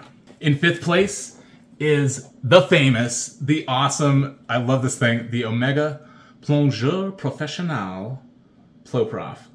Price of $13,800, size of 48 millimeters, water resistance of 1,200 meters. This is a tool watch. It's a really cool looking tool watch. I really like it. The plongeur here, this orange button here, that controls your bezel lock. You push that button down and you can turn your bezel. I think you can go either way actually, but it's not going to turn unless you're pushing that button down. So your bezel is locked in place unless you're trying to use it. You get a left-hand crown with a lever thing that covers it so you can see if it's fully seated and everything. 18.3 millimeters thick is thicker than average. Let's take the 1,000 depth rating. That has a bigger population. That's the average for that is 15.7. So this is thicker than average for sure. The 12,000 meter rating is actually 15 even. So paradoxically, it's like a lower thickness than the 1,000. I think you can attribute that to the lower sample size. So we'll go with the 15.7 and just say that this is like 2.5 millimeters thicker than average. I think that's fair. There's a few different colors. Apparently there's a brown one, a black one, a silver one, and then this white one here. I would go for the white. I think the white looks really good with the blue bezel. Yeah, I think the gray one, or the silver or gray one has an orange bezel or something. They've got some cool colors. I think this is the best looking one. I like the accented orange hand. Look what they did with the hour hand. Other people take notice. You don't do a silver hour hand when you have a white dial. Make it blue. Make it black. Do some kind of color that contrasts with the white. You guys got it, Omega. Actually, I would like to see these indexes with a thicker border. I think I'm in the minority here, but I would like thicker borders on these indexes here. I think that would look better. It's a titanium case. It's going to be huge. You know that from the outset. It's got the sharp mesh bracelet here. Apparently there is some kind of extension on it. The bezel is full loom, similar to that 007 Seamaster, although there's no dot in the middle of this triangle. Otherwise, it is very similar to that Seamaster. One downside is there's no date on this dial. That is unfortunate. The Steel Dive Homage, that one does have a date. Yeah, this thing's a chronometer as well. So sick. Total score of 92. In fourth place is the Seal Omnidiver Mark I. Price of $5,975. Size of 48 millimeters. 6,000 meters water resistance. It's one of the few. There's only 3 with this rating. It's one of the deepest dive watches there ever is. And who's ever heard of Seal? Okay, well, I'll tell you about Seal. You can't even call it a micro brand. It's like one dude making these watches all by himself. It's kind of crazy. There's insane waiting lists for these things, but they are so cool. You get your American flag on here. The hands are looking so good. You get your military time. You get your standard time. 6 o'clock crown. That's a great place to put it for safety for the crown. Crown's not going to get injured there, but you still have crown guards on it. It is hard to find pictures of this. Their website is like all messed up right now, but I found the pictures anyway. And they do have pictures on Instagram as well. 15 millimeters thickness is way under the average. So there's only 3 of these with this rating, and the average is 19. We saw one of them was like 24, right? That was recently. And this one's 15. That's how you're kind of getting averages. This is probably the smallest one for 6,000.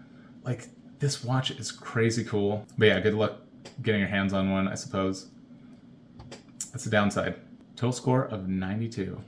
In third place is the Doxa Sub 4000T Professional. Price of $3,690. 48 millimeters across and 1,200 meters water resistance. It's similar, but not really, to the 300T and the 1500T. I kind of like those other ones, the shape better. But this one, you get a power reserve. And that power reserve is a sweet complication. I really like a power reserve. It's awesome for diving.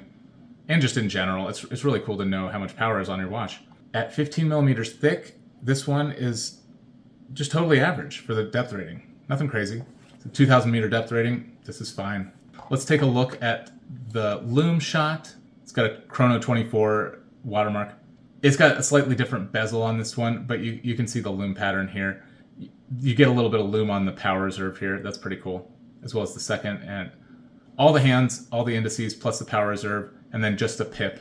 Clearly, it's not the same bezel. This is a multi-function bezel. There's a different kind of bezel you can get for this. But yeah, this one has your no decompression times as well as your elapsed minutes. Very cool. I don't know if anyone actually uses these for diving. I think people just use the computers. But it is cool to see them on there and to think about, if I dive to 80 feet, then I can do it for 40 minutes.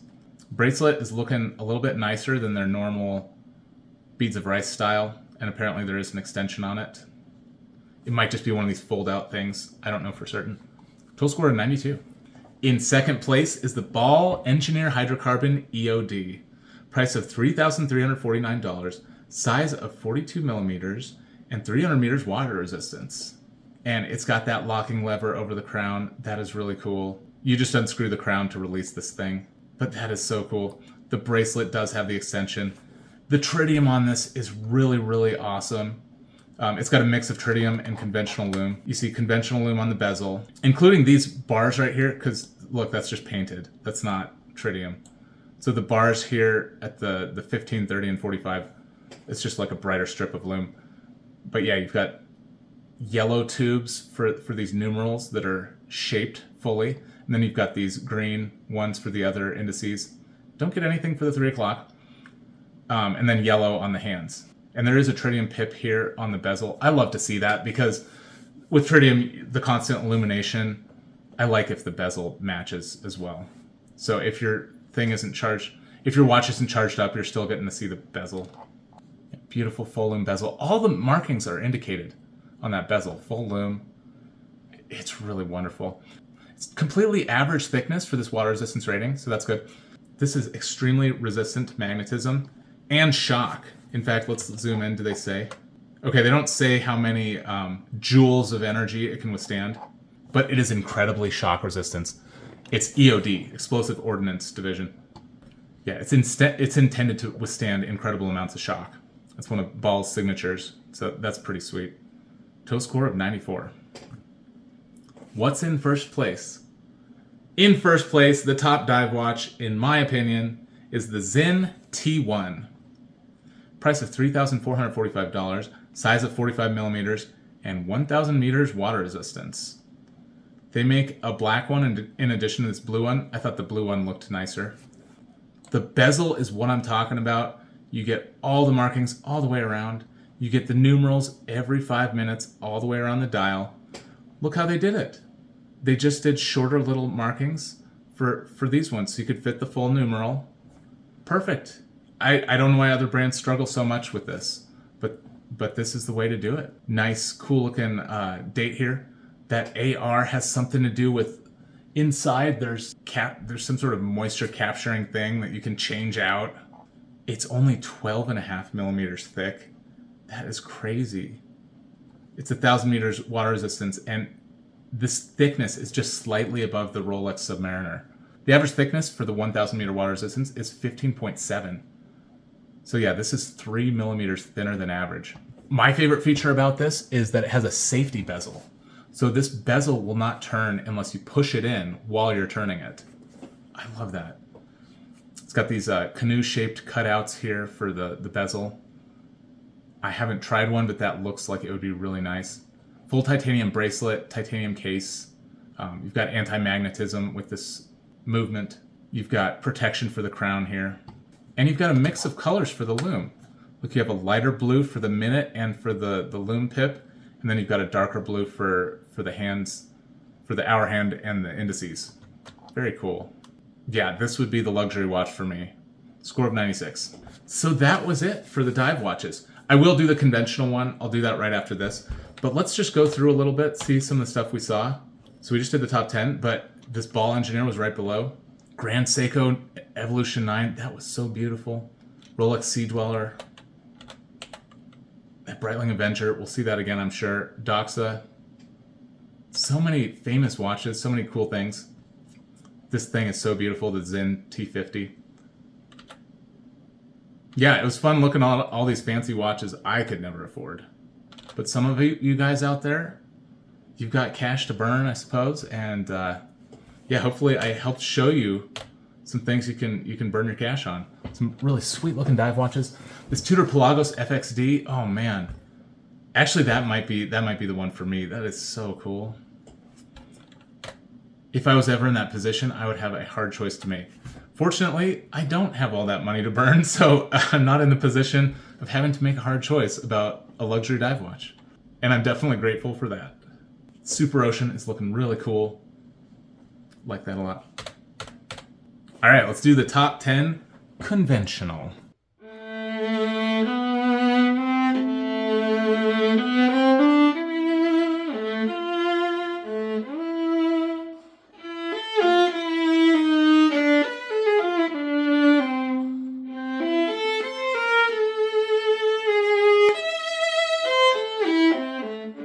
In 10th place is the Triton Spirotechnique Sport.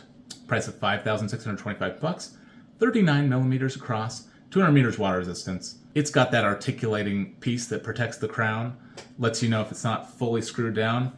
Very cool technology. There's like two other brands that are doing this. There's that H2O Tiburon that's an homage sort of this. With the conventional scoring system, this gets a 91, A-. In 9th place is that Ball Engineer Hydrocarbon Original.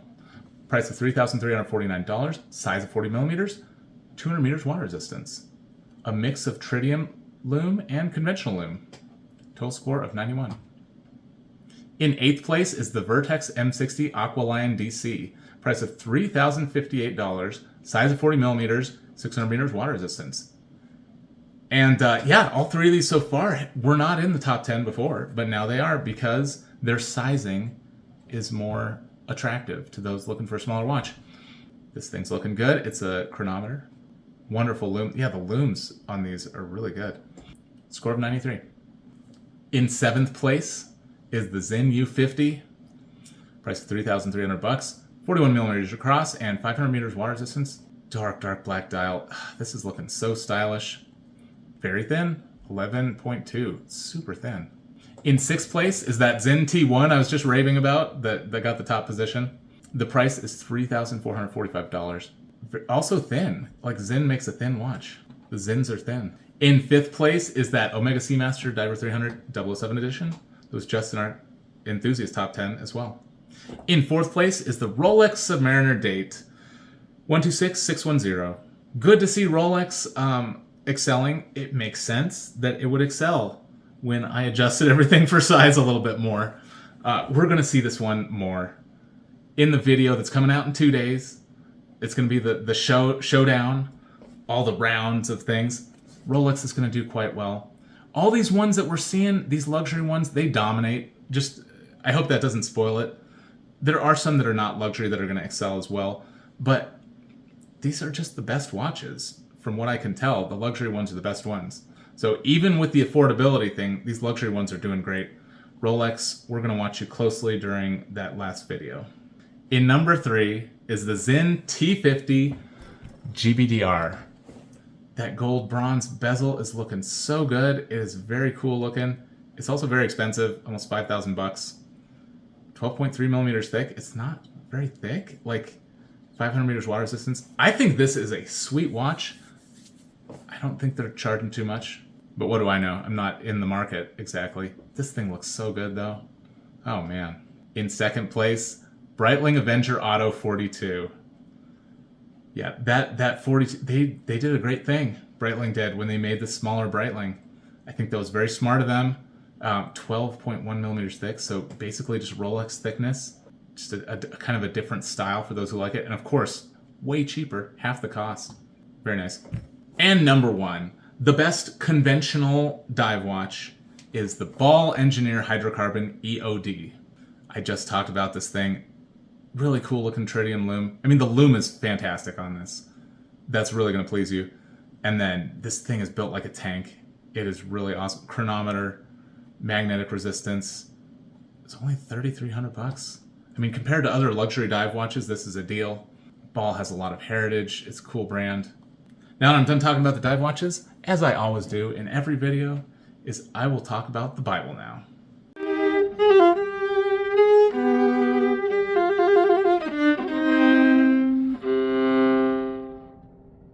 All right, welcome to the bonus section, the Bible time. I'm not a pastor or a biblical scholar. I like to study the Bible. Study may even be too much. I have no authority whatsoever. So please, I just like sharing the Bible. Today, I want to talk about Psalm 32, verse 8 and 9. I will instruct you and teach you in the way you should go. I will counsel you with my eye upon you. Be not like a horse or a mule without understanding, which must be curbed with bit and bridle, or it will not stay near you. Yes, this is a Psalm of David. The point of all this is that it's wisdom in how we should live our lives, and we should not be a fool. Do not be a fool is the message. So yeah, be not like a horse or a mule without understanding. We shouldn't have to be heavy-handedly pushed around by God in order to do the right thing. We should be able to learn from the Bible and apply it. That's kind of what I'm getting out of this. Yeah, it's a call to diligent study of the Bible. We have a rational brain. We have intelligence that God gave us.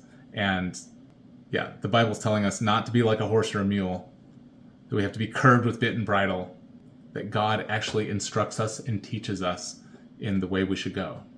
Okay, I have a few other verses. I'm going to keep it a little short today. Proverbs 26:3. You know what? I'm going to start at the beginning of this one. Like snow in summer or rain in harvest, so honor is not fitting for a fool. Like a sparrow in its flitting, like a swallow in its flying, a curse that is causeless does not alight. A whip for the horse, a bridle for the donkey, and a rod for the back of fools. Answer not a fool according to his folly, lest you be like him yourself. That verse 4, that reminded me of Mark Twain, wrestling the pig thing. But again, the Bible is saying, be a man. Be a human. Don't be an animal. Don't be a donkey or a horse who needs to be bridled around. If you are a fool, then you will only be taught with a rod. We should not be a fool that is only taught through punishment, through severe consequences for our actions. The Bible teaches us a way to live life, to live righteously. And if we live that way, we're not going to face a lot of the consequences that we otherwise would. If you manage your money wisely, you're not going to be in debt and paying all this interest and stuff. You're not going to ruin your life. We should be wise, not foolish. And we should not have to learn lessons the hard way. Learn the easy way. Oh, it keeps on going. This proverb is so good. Proverb 26. This next one, verse 11, it just resonates with me so much.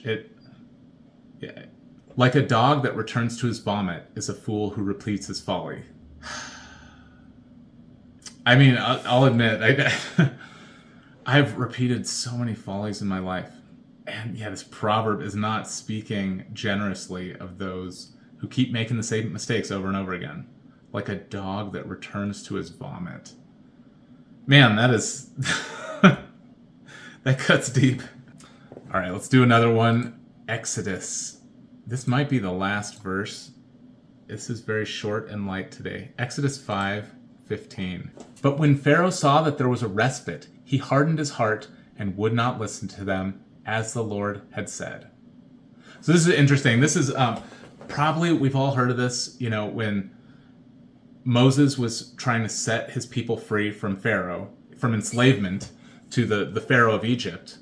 God told Moses to tell Pharaoh about each one of these plagues that would be visited upon Egypt if Pharaoh would not let God's people go. The frogs covered the land of Egypt. Pharaoh says, okay, please take away all these frogs. And then Moses says, yeah, I'll take them away tomorrow. And in this verse, the moment that the frogs are taken away, Pharaoh hardened his own heart, even though he knew that this was a miracle of God and that things were going to get worse. Pharaoh decided not to worry. Pharaoh just hardened his own heart against the truth that was right in front of him and decided to do it the hard way. Sometimes I have to tell my kids, easy way or hard way. And do it yourself, learn the lesson, or, sometimes if your kid is just sitting on the floor, they won't move, you have to say easy way or hard way. Get up, come with me, or I'm going to have to pick you up. So God does the same with us. And Pharaoh wanted to do it the hard way here. He hardened his own heart and decided he wanted to experience more plagues, I guess, because he wouldn't learn. So going back to Psalm 32, be not like a horse or a mule without understanding, which must be curbed with bit and bridle, or it will not stay near you. Don't be like Pharaoh. Gosh, I would love to learn this lesson. Not be the dog repeating the same mistakes over and over again. That's something from the Bible I wanted to share with you today. Hopefully it blesses you. And now for a prayer. Lord, thank you for your wisdom. Thank you for your Bible. I just pray that you would help me personally to study it more and to learn the lessons that you're teaching me without having to learn it the hard way. And I praise you for it, and I love you. I pray this in Jesus' name. Amen. Now may the Lord of peace himself give you peace always and in every way. The Lord be with you all. See you next time.